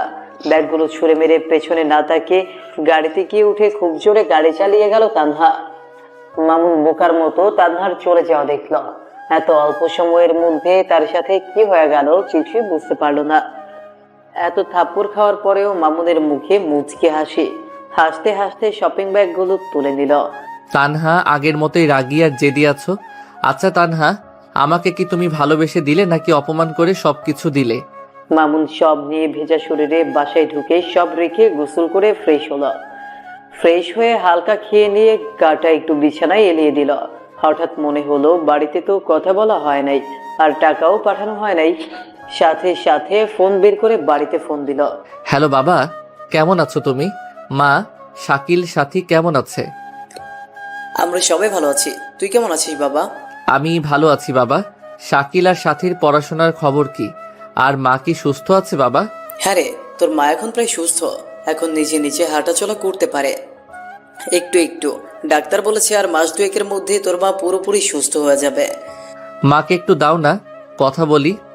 আমি সত্যি সুস্থ হয়ে গেছি বাবা। তোকে আর দূরে থেকে কোনো কষ্ট করতে হবে না। তোর বাবা তোর জন্য সব ব্যবস্থা করে ফেলেছে।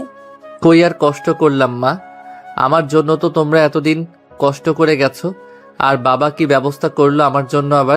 তোর বাবা আমাদের একটা বড় জমি বিক্রি করে সব জমি বন্ধক থেকে বের করেছে। এখন তোর বাবা আবারও চাষ শুরু করেছে আর তোর জন্য বাজারে একটা বড় দোকান কিনেছে। তোর খুব ইচ্ছে ছিল নিজের একটা ব্যবসা থাকবে আর আমাদের সাথে থাকবি তুই, তাই তো তোর বাবা ওই বড় জমিটা বিক্রি করে দিয়েছে। মা আর কত করবে আমার জন্য? আমার জন্য এত বড় জমিটা বিক্রি করে দিলে তোমরা? তোর ভাই বোনের জন্য তো তুই আছিস। তোকে যদি সব কিছু করে দিই, তুইও তোর ভাই বোনের জন্য সব করতে পারবি। তাছাড়া এত বছর ধরে তো ওদের জন্য নিজের সুখ পর্যন্ত বিসর্জন দিয়ে দিলে। তোর প্রতি আমাদের বিশ্বাস আছে বাবা। আর 2টা মাস কষ্ট করে শহরে থাক, তারপরে একেবারে চলে আসিস। বাবা, এই ইট পাথরের শহরে আর থাকতে ভালো লাগে না। এবার বাড়ি গেলে তোমার সাথে চাষাবাদ করব আর ব্যবসা করব বাবা। হ্যাঁ বাবা, আর তোকে থাকতে হবে না, তুই চলে আসিস। মা, আমি টাকা পাঠিয়ে দিতেছি। তোমার ওষুধ, সাথী, শাকিলের পড়াশোনার খরচ আর বাকি টাকা দিয়ে সংসার চালিয়ে নিও। আচ্ছা বাবা, ঠিক আছে, ঠিক মতো খাওয়া দাওয়া করবি। আমাদেরকে নিয়ে আর তোকে টেনশন করতে হবে না। তোমরাও ভালো থেকো মা। আল্লাহ আল্লাহ করি দ্রুত একেবারে সুস্থ হয়ে যাও। মামুন ফোন কেটে দিল। তার বাবা মায়ের সাথে কথা বলে মনটা শান্তি পেল। সেই যে মা অসুস্থ হওয়ার পর শহরে এসেছে, এরপর ঠিকমতো বাড়িতে গিয়ে মামুনের থাকা হয়ে ওঠে নাই।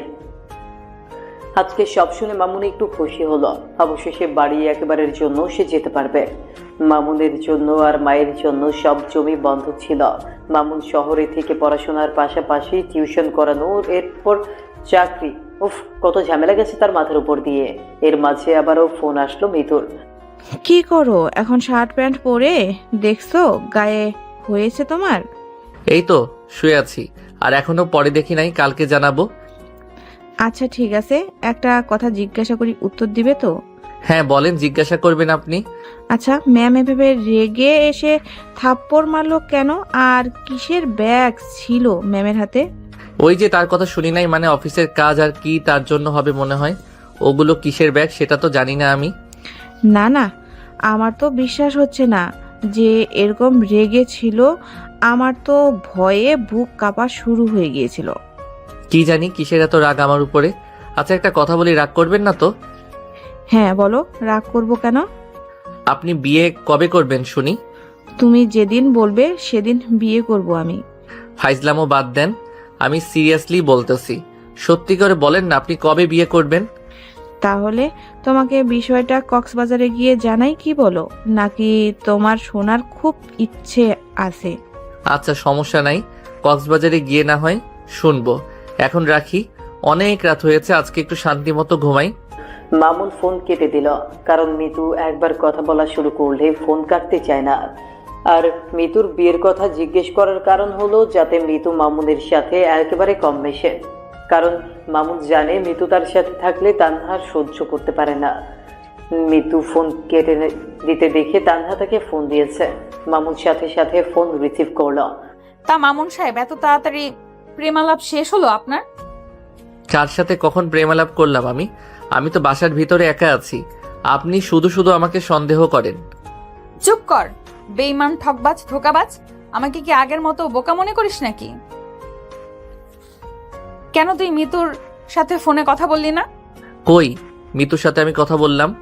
ওই মিতুর সাথে কথা বললাম। আরে বেঈমান, আর কত মিথ্যা বলবি আমাকে? আমি সেই 1 ঘন্টা থেকে তোর ফোনে কল দিয়েই যাচ্ছি, আর বারবার তোর ফোন ব্যস্ত বলতেছে। ম্যাম, আমি বাড়িতে কথা বললাম আমার বাবা মায়ের সাথে, তাই হয়তো ফোন ব্যস্ত পেয়েছেন আপনি। আরে ধোকাবাজ, আর কত ধোকা দিবি? এত মিথ্যা কথা বলে তুই? তোকে হাড়ে হাড়ে চেনা আছে আমার। তোকে যখন দিয়ে দেখি তোর ফোন ব্যস্ত, তখন আমি মিতুকে ফোন করি, মিতুর ফোনও ব্যস্ত। আসলে ম্যাম, বাড়িতে কথা বলে ফোন রাখার পর হঠাৎ করে মিস মিতু আমাকে ফোন করেছিল। তাহলে এতক্ষণ যে বললি কোথায় কার সাথে কথা বললাম, প্রেমালাপ করলাম, তোকে খুব ভালো করে চেনা আছে আমার। দেখেন ম্যাম, কারোর সাথে ফোনে কথা বললে সেটা প্রেমালাপ হয় না। আর অহেতুক আমাকে এসব কথা শোনাবেন না। আমার ফোনকে ফোন দিবে, কার সাথে কথা বলবো সেটা একান্ত আমার ইচ্ছে। সুতরাং না জেনে না শুনে কাউকে দোষারোপ করবেন না। আর হ্যাঁ, আমি এখন অফিসিয়াল ডিউটির বাইরে, সুতরাং আমার সাথে এইভাবে কথা বলতে পারেন না আপনি। বলেই ফোন কেটে দিয়ে ফোন সুইচ অফ করে দিল। মামুনের খুব রাগ হচ্ছে, কেন সে তার আবারও তানহার সাথে দেখা হলো। মামুন তো তানহার আশা বাদ দিয়ে দিয়েছিল। ঘুরে ফিরে আবার সেই তানহার কাছে পড়ে গেছে মামুন। আর কোনো কিছু না ভেবে মামুন ঘুমিয়ে পড়ল। তানহার তো আরো সেই রাগ উঠে গেল। মামুনের এত বড় সাহস, তার ফোন কেটে দিয়ে ফোন বন্ধ করে রাখলো। তানহা মনে মনে বলতেছে, এর জন্য শাস্তি পেতে হবে তোকে মামুন। এভাবে পরের দিনটাও কেটে গেল। আজকে পিকনিকে কক্সবাজার যাওয়ার দিন। সবাই যে যার মতো পরিবারের লোকজন নিয়ে এসে হাজির অফিসের সামনে। কেউ বাবা মা, কেউ বউ, কেউ স্বামী, কেউ ছোট ভাই বোন, কেউ প্রেমিক, কেউ প্রেমিকা নিয়ে হাজির। কক্সবাজার বলে কথা, এইখানে গেলে নাকি আইফোন পাওয়া যায়। সবাই এসেছে, গাড়ি ছাড়ার সময় হয়েছে, কিন্তু আমাদের নায়কের খবর নেই। তানহা বাধ্য হয়ে গাড়ি ছাড়ার কথা বলল। গাড়ি ছেড়ে দিছে, এর মাঝে মামুন এসে হাজির। গাড়ির পেছনে পেছনে মামুন দৌড়ে গাড়িতে উঠল। উঠেই দেখে গাড়ির সব সিট ব্লক, খালি মিতুর পাশে একটা সিট আছে। মিতু হাত ধরে টেনে মামুনকে বসালো। এত দেরি হলো কেন শুনি? নাকি বাসায় বউ আছে, আসতে দিতে চায়নি? আর বলিয়েন না, আপনার দেওয়া শার্ট প্যান্ট পরে দেখলাম হলো না, তাই এইগুলো পরে আসতে দেরি হলো। বাহ, এই পোশাকে তো তোমাকে সেই মানিয়েছে, পছন্দ আছে তোমার। ধন্যবাদ। ম্যাম তো সেই রেগে গিয়েছিল, তোমার জন্য অপেক্ষা করে দেখলো যখন তুমি নেই, তখন তো ম্যাম সে কি রাগ। আচ্ছা ম্যাম, কোথায় কোন গাড়িতে উঠছে? আরে ম্যাম তো আমাদের পেছনে ওই দিকে সিটে বসেছে। ভাগ্যিস তোমার জন্য এই সিটটা রেখেছিলাম, না হলে পুরো পথ দাঁড়িয়ে যেতে হতো তোমাকে। আবারও আপনাকে ধন্যবাদ মিস মিতু। হয়েছে, আর ধন্যবাদ দিতে হবে না তোমাকে। গানের তালে তালে হাত তালি দাও আর আনন্দ করো। আপনারা আনন্দ করুন, আমি বরং একটু চোখটা বন্ধ করে থাকি। অনেক দৌড়ে এসেছি। মিতু সহ গাড়িতে থাকা সবাই আনন্দ করতেছে। মাঝে মাঝে মিতু মামুনের গায়ে হেলে পড়তেছে। তানহা তার সিট থেকে উঠে এসব দেখে আরো চলে যাচ্ছে। কিছুই বুঝতে পারতেছে না সে কি করবে এখন। মিতু তো মামুনের গায়ে বারবার উল্টে পড়তেছে, তবুও মামুন তাকে সরিয়ে দিচ্ছে না। এবার মিতু রেগে তাদের সিটের সামনে এসে দাঁড়ালো। মামুন তো চোখ বন্ধ করেই আছে। আরে ম্যাম, হঠাৎ সিট রেখে এখানে এসে দাঁড়ালেন যে, কোনো সমস্যা কি? আসলে আমার পাশে যে মেয়েটা বসেছে ওর একটু সমস্যা। আচ্ছা, তার আগে বলেন, আপনি কি গাড়িতে বমি করেন নাকি? না ম্যাম, করি না তো। আমার তো জার্নি করতে খুব ভালো লাগে। আমি তো বমি করি, আর ওই মেয়েটা এইসব বমি করা দেখলে নাকি বমি করে। তাছাড়া জানলার পাশে এসে বসেছে, সরতেও চাইছে না। তাই বলছিলাম কি, আপনি যদি এই সিটে যেতেন তাহলে আমার জন্য ভালো হতো। ম্যাম বুঝলেন তো, আমি মামুনকে পছন্দ করি। কেমন করে যাই বলেন? আচ্ছা, আপনি ওখানে যান, আমি মামুন সাহেবকে বলে দিব আপনার মনের কথা। কিন্তু পরে আবারও এখানে এসে বসবো আমি, ঠিক আছে? সিট আপনার যখন খুশি এসে বসিয়েন। আমার বমি করা হয়ে গেলে আর কোনো সমস্যা নেই। মুখে বললেও ইশারাই জানালো, রাগ করলেও নর্মাল ভাবে বলল। মিতু সিট ছেড়ে দিয়ে তানহার সিটে গিয়ে বসলো। আর মনে মনে ভাবতেছে, ইস, ম্যাম আমার মনের কথা মামুনকে বলে দিবে। নিশ্চয়ই ম্যামের কথায় না করতে পারবে না। এমনিতেও মামুন ম্যামকে অনেক ভয় করে। তানহা সিটে বসে সেই রাগ হয়ে গেল। মামুন চোখ বন্ধ করার পর কখন যে ঘুমিয়ে গেছে মামুন বুঝতেই পারে নাই। হঠাৎ মামুনের শরীরে জোরে ধাক্কা দেওয়ার কারণে ঘুম ভেঙে গেল। মামুন ধরফড়িয়ে উঠল। তাহলে এতক্ষণে ঘুম ভাঙলো আপনার, তাই না? আপনি কখন এখানে এলেন? এখানে তো মিস মিতু ছিল। মিস মিতুর প্রতি এত টান আপনার? কই, আমার প্রতি তো কোনোদিনও আপনার এরকম টান দেখি নাই। উল্টা বুঝেন কেন আপনি? আমি বলতে চেয়েছি এই সিটে মিস তানহা ছিল। আপনি কখন এখানে এলেন সেটা বলেছি। আপনি যখন মিতুকে নিয়ে ঘুমের মাঝে স্বপ্ন দেখতেছিলেন, ঠিক তখনই এখানে এসেছি আমি। আবারও উল্টা কথা বলেন কেন আপনি? আসলে কখনো সত্যিটা জানার ইচ্ছে আপনার ছিল না। বাবা, আপনার দেখি রাগও আছে। তা এরকম রাগ কি তখন করেন যখন আপনার প্রেমিকা পাশে থাকে না? আপনার সাথে কথা বলা মানে নিজের গালে নিজেই চর মারার সমান।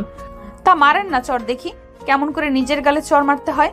আপনি দয়া করে মিস মিতুর সাথে আমাকে জড়িয়ে কিছু বলবেন না। মিস মিতুকে নিয়ে না বললে যে মিস মিতুর সাথে অন্যায় করা হয়ে যাবে আমার। মানেটা হলো, মিস মিতু এই সিটটাতে আমাকে বসতে দিয়েছেন যাতে আপনাকে বলতে পারি মিস মিতু আপনাকে অনেক ভালোবাসে। আপনাকে নিয়ে হাজারো স্বপ্ন দেখতেছে সে, আর এই ভালোবাসার কথা বলার জন্য আমাকে সিট ছেড়ে দিয়েছে। কি যাতা কথা বলতেছেন আপনি আমাকে? আমি বললে যাতা হয়ে যায় নাকি? পরশু রাতে তো কত কথা শুনিয়ে ফোন কেটে রেখে দিলেন, তাও বন্ধ করে। আর আজকে তো মিস মিতু নিজেই বলে গেল। আর বিশ্বাস না হলে ডাক দেই তাকে। ম্যাম, আপনি যা ভাবছেন তার কিছুই নেই আমাদের মাঝে। তা কিছুই যদি না থাকবে, অফিসের এত এত মেয়ে থাকতে, এত এত ছেলে থাকতে, আপনারা দুজন সব সময় সুপার গ্লোয়ের মতো জোড়া লেগে থাকেন যে। মানুষ বলে না, যতটা রটে কিছুটা বটে। আপনাকে বোঝাতে পারবো না আমি, কিন্তু সত্যি এটাই যে তার সাথে সহকর্মী ছাড়া আমার কোনো সম্পর্ক নেই। এখন যদি মিস মিতু আমাকে ভালোবাসে বা ভালোবাসার চোখে দেখে, সেটা তার সমস্যা, আমার নয়। খুব তো ফোনে বড় বড় কথা বলছিলেন, এখন কেন এমন করতেছেন শুনি? আপনি যেরকম করেন সেখানে আমাকে চুপ থাকতেই হয়। এর কারণে সেদিন ফোন কেটে দিয়ে বন্ধ করে রেখেছি। ম্যাম, বিশ্বাস করেন, মিস মিতুর সাথে আমার কোনোদিন কোনো ক্ষণে একজন ভালো সহকর্মী ছাড়া অন্য কোনো সম্পর্ক নেই। আচ্ছা, বিশ্বাস হচ্ছে না, তবুও যখন বলতেছেন বিশ্বাস করে নিলাম। তো এবার বলুন, আসতে তো দেরি হচ্ছিল কেন? সত্যি কথাটা বললে বিশ্বাস করবেন না আপনি। হায় রে, আমার সত্যবান ব্যক্তি রে। তা শুনি, কি এমন সত্যি ঘটনার জন্য আসতে দেরি হলো? আপনার ভয়ে আসতে দেরি হয়েছে, কারণ সেদিন রাতে তো রাগে চড় মেরে মুখের উপর শপিং ব্যাগগুলো দিয়ে আসলেন। এখন এগুলো যদি পরে না আসতাম তাহলে আল্লাহই ভালো জানে সবার সামনে কি করতেন। ভুলে অন্য পোশাক পরেছিলাম, পরে মনে পড়লো আপনার দেওয়া শার্ট প্যান্ট, ঘড়ি, সানগ্লাসের কথা। এবার বুঝেন? তা কবে থেকে ভয় পান আমাকে শুনি? দয়া করে চুপ থাকুন, আর পারলে আনন্দ করুন। আমি একটু চোখ বন্ধ করে ঘুমাতে চাই। কেন, রাতে কি কারোর সাথে প্রেম করেছেন নাকি যে বাসে উঠে ঘুমাতে হবে? আপনার সাথে কথা বলাই আমার দোষ হয়েছে। তানহাকে দেখে একটু অবাক হলো। মিতুকে মিথ্যা বলেছিল। ভালো করে দেখলো, সত্যি তো। মামুন পকেট থেকে ইয়ারফোন বের করে কানে দিয়ে গান শুনতে লাগলো আর চোখ বন্ধ করলো। তানহা তা দেখে মুচকে মুচকে হাসতে লাগলো। কতদিন পর এভাবে মামুনের কাছে বসে এইভাবে কথা বললো তানহা।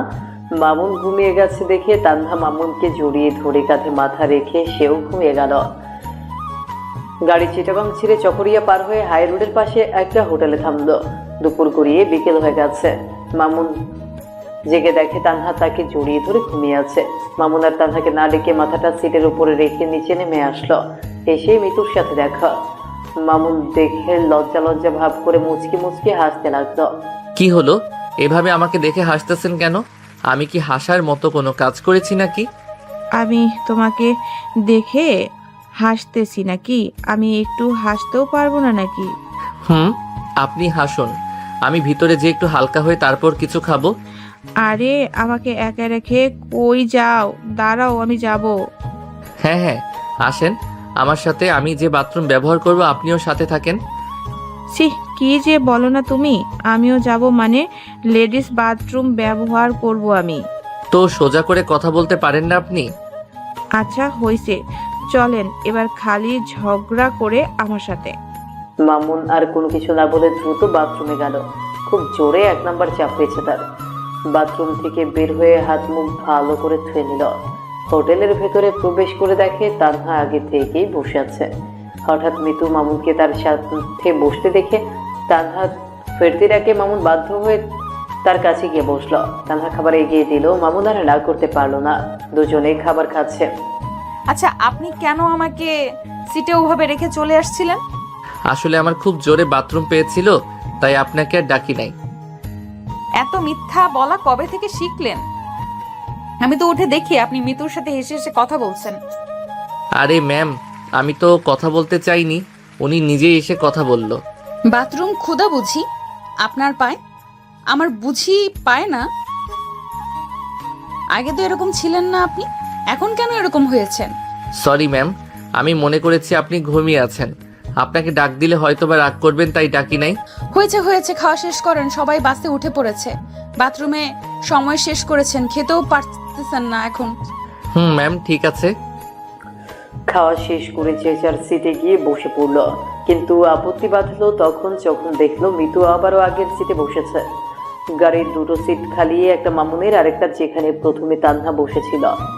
তানহা মিতুকে আবারও ইশারায় বোঝালো সে এখনো মামুনকে বলতে পারে নাই তার ভালোবাসার কথা। মিতু আবারও হালকা হেসে সিটে থেকে উঠে গিয়ে তানহার সিটে বসলো। তানহার সিটে বসতে বসতে মামুন বলল, আচ্ছা ম্যাম, মিস মিতুকে ইশারায় কি এমন বললেন যে উনি সিট ছেড়ে দিয়ে আপনার সিটে বসলো? আসলে মিস মিতু আপনাকে পছন্দ করে, ভালোবাসে, নিজের মুখে বলতে পারতেছে না, তাই আমাকে বলতে হয়েছে। এই কারণে সিট ছেড়ে দিয়ে আমার সিটে বসেছে। ম্যাম, আমাকে আর হাসাবেন না। বাপের জন্মেও শুনি নাই অফিসের বসকে দিয়ে কর্মচারী প্রেম প্রস্তাব দেয়। তার মানে আপনিও মিস মিতুকে পছন্দ করেন, ভালোবাসেন, তাই তো? ম্যাম, আর হাসাবেন না প্লিজ, পেটে ব্যথা হয়ে গেল। আমি মজা করতেছি না, যেটা সত্যি সেটাই বললাম। মিস মিতু নাকি আপনাকে ভালোবাসে। উফ ম্যাম, আপনিও না। দেখেন, আমি তাকে আমার ভালো কলিগ ছাড়া অন্য কিছু ভাবি না। তাহলে মিতু কেন আমাকে একদিন অফিসে আজকে বাসেও বলল আপনাকে ভালোবাসে? ম্যাম, ওটা তার ভুল ধারণা, আর আপনি যে বলতেছেন এটাও আপনার ভুল। আর আপনিও ভালো করে জানেন আমি কাকে ভালো। কি হলো, থামলেন যে? বলেন কাকে ভালোবাসেন। ওসব কিছু না, কিন্তু মিস মিতুকে আমি ভালোবাসি না, আর কোনোদিন তাকে ভালোবাসা সম্ভবও না। আমি আগেও বলেছি, এখনো বলতেছি, মিস মিতুকে ভালো কলিগ মনে করে, এর চেয়ে অতিরিক্ত কিছুই না। পরে যদি জিজ্ঞাসা করে কেন তাকে ভালোবাসেন না, তখন কি উত্তর দিব আমি? বলবেন আমি একজনকে ভালোবেসেছি আর তাকেই আমি চাই, কিন্তু সে মিতু নয়। কাকে চান, কে সে, সেটা যদি জানতে চাই? ম্যাম প্লিজ, আর না, এবার তো। আচ্ছা ঠিক আছে, আমি বুঝেছি সবটা, আর বলতে হবে না। ধন্যবাদ ম্যাম, এবার একটু জিরিয়ে নেই আমি। আমি জানি মামুন, তুমি আমাকে এখনো ভালোবাসো। আমাকে এইভাবে সে সময় ঠকাতে নাও পারতে তুমি। আমি যে এখনো সেই আশা নিয়েই পড়ে আছি, আবারও শুনবো ভালোবাসি কথাটা তোমার মুখে। এতদিন দুর্ব্যবহার করার জন্য আমি সরি মামুন। তোমার কাছ থেকে অবহেলা পেয়ে এগুলো করেছি আমি। কক্সবাজার যেয়ে নেই, তোমাকে বলতে হবে না, সবার সামনে আমি তোমাকে আবারও ভালোবাসি বলবো। আমি যে এখনো তোমাকে আগের মতোই ভালোবাসি। আর বললো না। আগের মতো কানে ইয়ারফোন লাগিয়ে চোখ বন্ধ করলো। কিছুক্ষণ বাইরের দিকে তাকিয়ে থাকতে থাকতে তানহার চোখেও ঘুম চলে আসলো। আবারও সে মামুনকে জড়িয়ে ধরে ঘুমিয়ে গেল। বাস যখন কক্সবাজারের হোটেলের সামনে এসে দাঁড়ালো, তখন প্রায় সন্ধ্যা ঘনিয়ে রাত হয়েছে। তানহা চোখ মেলে দেখে সে মামুনকে জড়িয়ে ধরে আছে। তার দিকে কিছুটা লজ্জা পেল। তানহার ডাকে মামুনের ঘুম ভাঙে। বাসগুলো থেকে সবাই নেমে হোটেলের সামনে দাঁড়িয়ে রইল। তানহা আগে থেকেই হোটেল রুমগুলো বুক করে রেখেছিল। সবাই আজকে যে যার রুমের চাবি নিয়ে চলে যান, অনেক পথ জার্নি করা হয়েছে। আর হ্যাঁ, এখানে আমরা মোটে 3 দিন থাকবো। এই 3 দিন 3 বেলা খাবার থাকা কোম্পানি বহন করবে। এর বাইরে আপনারা অন্য কোথাও ঘুরতে যাওয়া, খাওয়া, সেই সব আপনাদের সবার নিজেদের ব্যয় করতে হবে। ম্যাডাম, তাই বলে এতগুলো মানুষের সবকিছু কোম্পানি ব্যয় করবে? এই 3 দিনে তো কয়েক লক্ষ টাকা ব্যয় হবে। এনারা সবাই আমার কোম্পানির কর্মকর্তা। এনারা আছে বলেই কোম্পানি টিকে আছে। আর বছরে একবার মাত্র পিকনিকের আয়োজন করা হয়, এতে কত লক্ষ টাকা ব্যয় হলো সেটা ভেবে লাভ আছে? তাছাড়া এনারা সৎভাবে কাজ না করলে কোম্পানি কোটি কোটি লাভ করতো না। এটা এনাদের এবং এনাদের পরিবারের প্রাপ্য। হোটেলে সব বলা আছে, আপনাদের যা লাগে নিতে পারেন, খেতে পারেন। এবার সবাই এক এক করে যে যার রুমের চাবি নিয়ে যেতে পারেন। সবাই এক এক করে তাদের ব্যাগ লাগেজ নিয়ে হোটেল ম্যানেজারের কাছে গিয়ে চাবি নিয়ে রুমে চলে গেল। সবাই অনেক পথ জার্নি করেছে। সবাই আগে রুমে গিয়ে ফ্রেশ হয়ে নিয়ে হোটেলে, যেখানে সবার একসাথে খাবার ব্যবস্থা করা হয়েছে, সবাই খেয়ে আবারও যার যার কেবিনে গিয়ে ঘুমিয়ে পড়ল।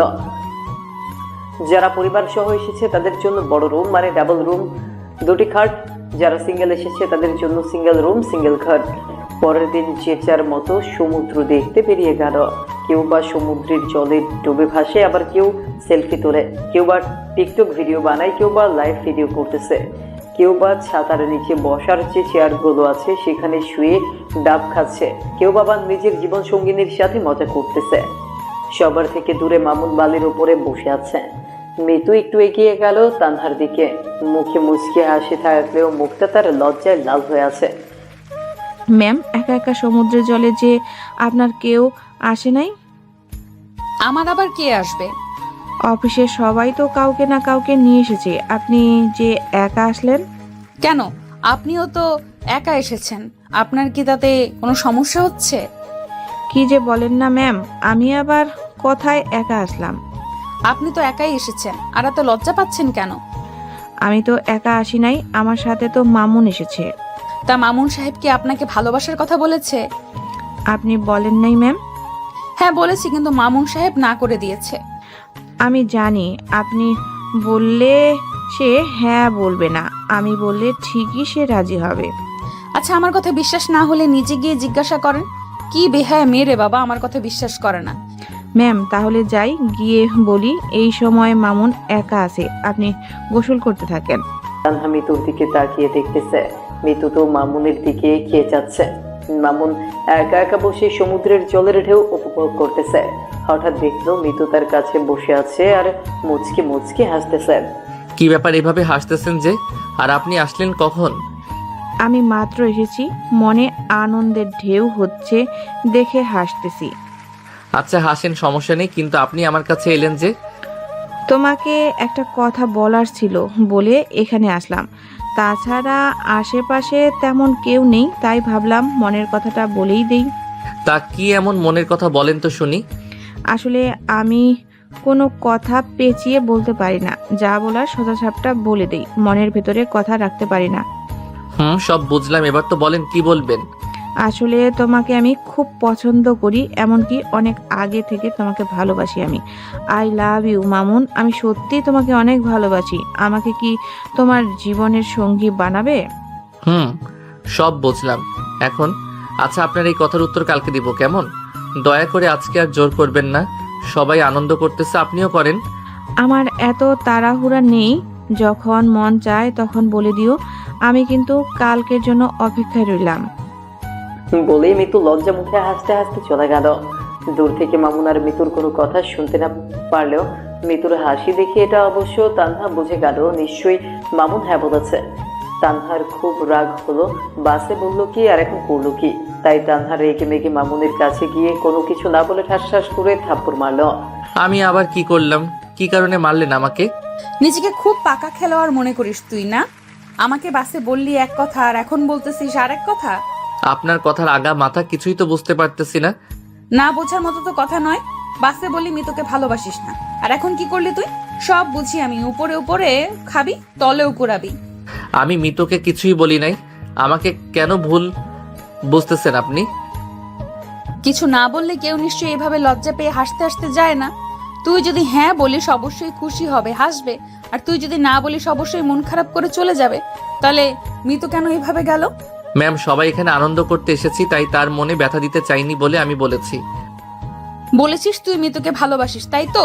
তোকে আমার চেনা আছে, অনেক আশা করে এখানে এসেছিলাম, তোকে আবারও কাছে টেনে নিব, বুকে টেনে নিব, কিন্তু তুই সেটা হতে দিলি না। আবারও প্রমাণ করে দিলি তুই ঠকাতে জানিস, এর চেয়ে ভালো কিছু তুই পারিস না। প্লিজ তানহা, আমাকে ভুল বোঝো না, আমার কথাটা শোনো আগে। আমিও তোমাকে ভালো। চুপ কর বেঈমান। আমাকে কোন সাহসে তুমি করে বলছিস, ছোট লোকের বাচ্চা? আর আমাকে কোন যোগ্যতায় ভালোবাসে কথাটা বলতে চাস? তোর মতো এমন হাজারো কর্মচারী আছে আমার, তাদের সবাইকে কি ভালোবাসবো নাকি আমি? তানহা তোমার যা মন চাই বলো, কোনো সমস্যা নাই। আগে তো আসল কথাটা শুনবে নাকি? ভালো একাই তুমি বাসো নাই, আমিও বেসেছি। ছোট লোকের বাচ্চা, চুপ কর। আর একবার যদি তুমি করে বলেছিস তোর জিভ টেনে ছিঁড়ে ফেলবো। আর তোকে আমি ভালোবাসবো এটা তুই কোন স্বপ্নে ভেবেছিস, ছোট লোক কোথাকার? আমার সম্পত্তি দেখে তোর এখন ভালোবাসা বেড়ে যাচ্ছে? বুঝতে পারি নাই ম্যাম, আসলে আমার ধারণা ভুল। আমি মনে করেছি আপনিও হয়তো আমাকে চান, কারণ আপনার আচরণ, আপনার দেওয়া গিফট, বাসে আমাকে জড়িয়ে ধরে ঘুমানো, মিস মিতুকে সাথে দেখলে জেলাস হওয়া। আসলে আমি সরি ম্যাম, এরকম ভুল আর হবে না। এই ছোট লোকের বাচ্চা জীবনেও আপনার নাম মুখে নিবে না। আর তুমি করে বলা কিংবা ভালোবাসার কথা কিছুই বলবে না। আমাকে অনেক মেহেরবানি দেখিয়েছেন, এর জন্য আপনাকে অসংখ্য ধন্যবাদ। এই ছোট লোকের বাচ্চাকে চাকরি দিয়ে কাজ করিয়ে খুব বড় উপকার করেছেন। ভাবতেও পারি নাই মামুন তুমি আবারও আমার সাথে বেইমানি করবে। কত আশা করেছিলাম তোমাকে নিয়ে, সেই তুমি আবারও আমাকে ভুল প্রমাণ করালে। তোমার জন্য এই তানহা কি করে নাই একটা বারও কি তোমার মনে পড়ে না? মনে পড়লেও কি আর না পড়লেও বা কি, কারোর উপকার কি স্বীকার করার মতো মন আছে তোমার? তোমার শিরায় শিরায় তো বেইমানি আর ঠকানো ভরা। তানহা তোমাকে আজকে সব সত্যিটা জানাতে চেয়েছিলাম, তাই তো সবার থেকে দূরে বসেছিলাম। কখন তুমি আসবে আর কখন তোমাকে সত্যিটা বলবো। কিন্তু দেখো তানহা, কি পোড়া কপাল আমার, মুখে সত্যিটা আসলেও তা প্রকাশ করতে পারলাম না। হ্যাঁ ভালো নাই, হ্যাঁ ভালো নাই বা বাসো, সত্যিটা শোনো। সত্যিটা শোনার পর যদি এভাবে অপমান করে বলতে কথাগুলো, তাও মেনে নিতাম। কিন্তু কোনো সত্যি কোনো ঘটনা না শুনে মুখে যা আসলো তাই বললে।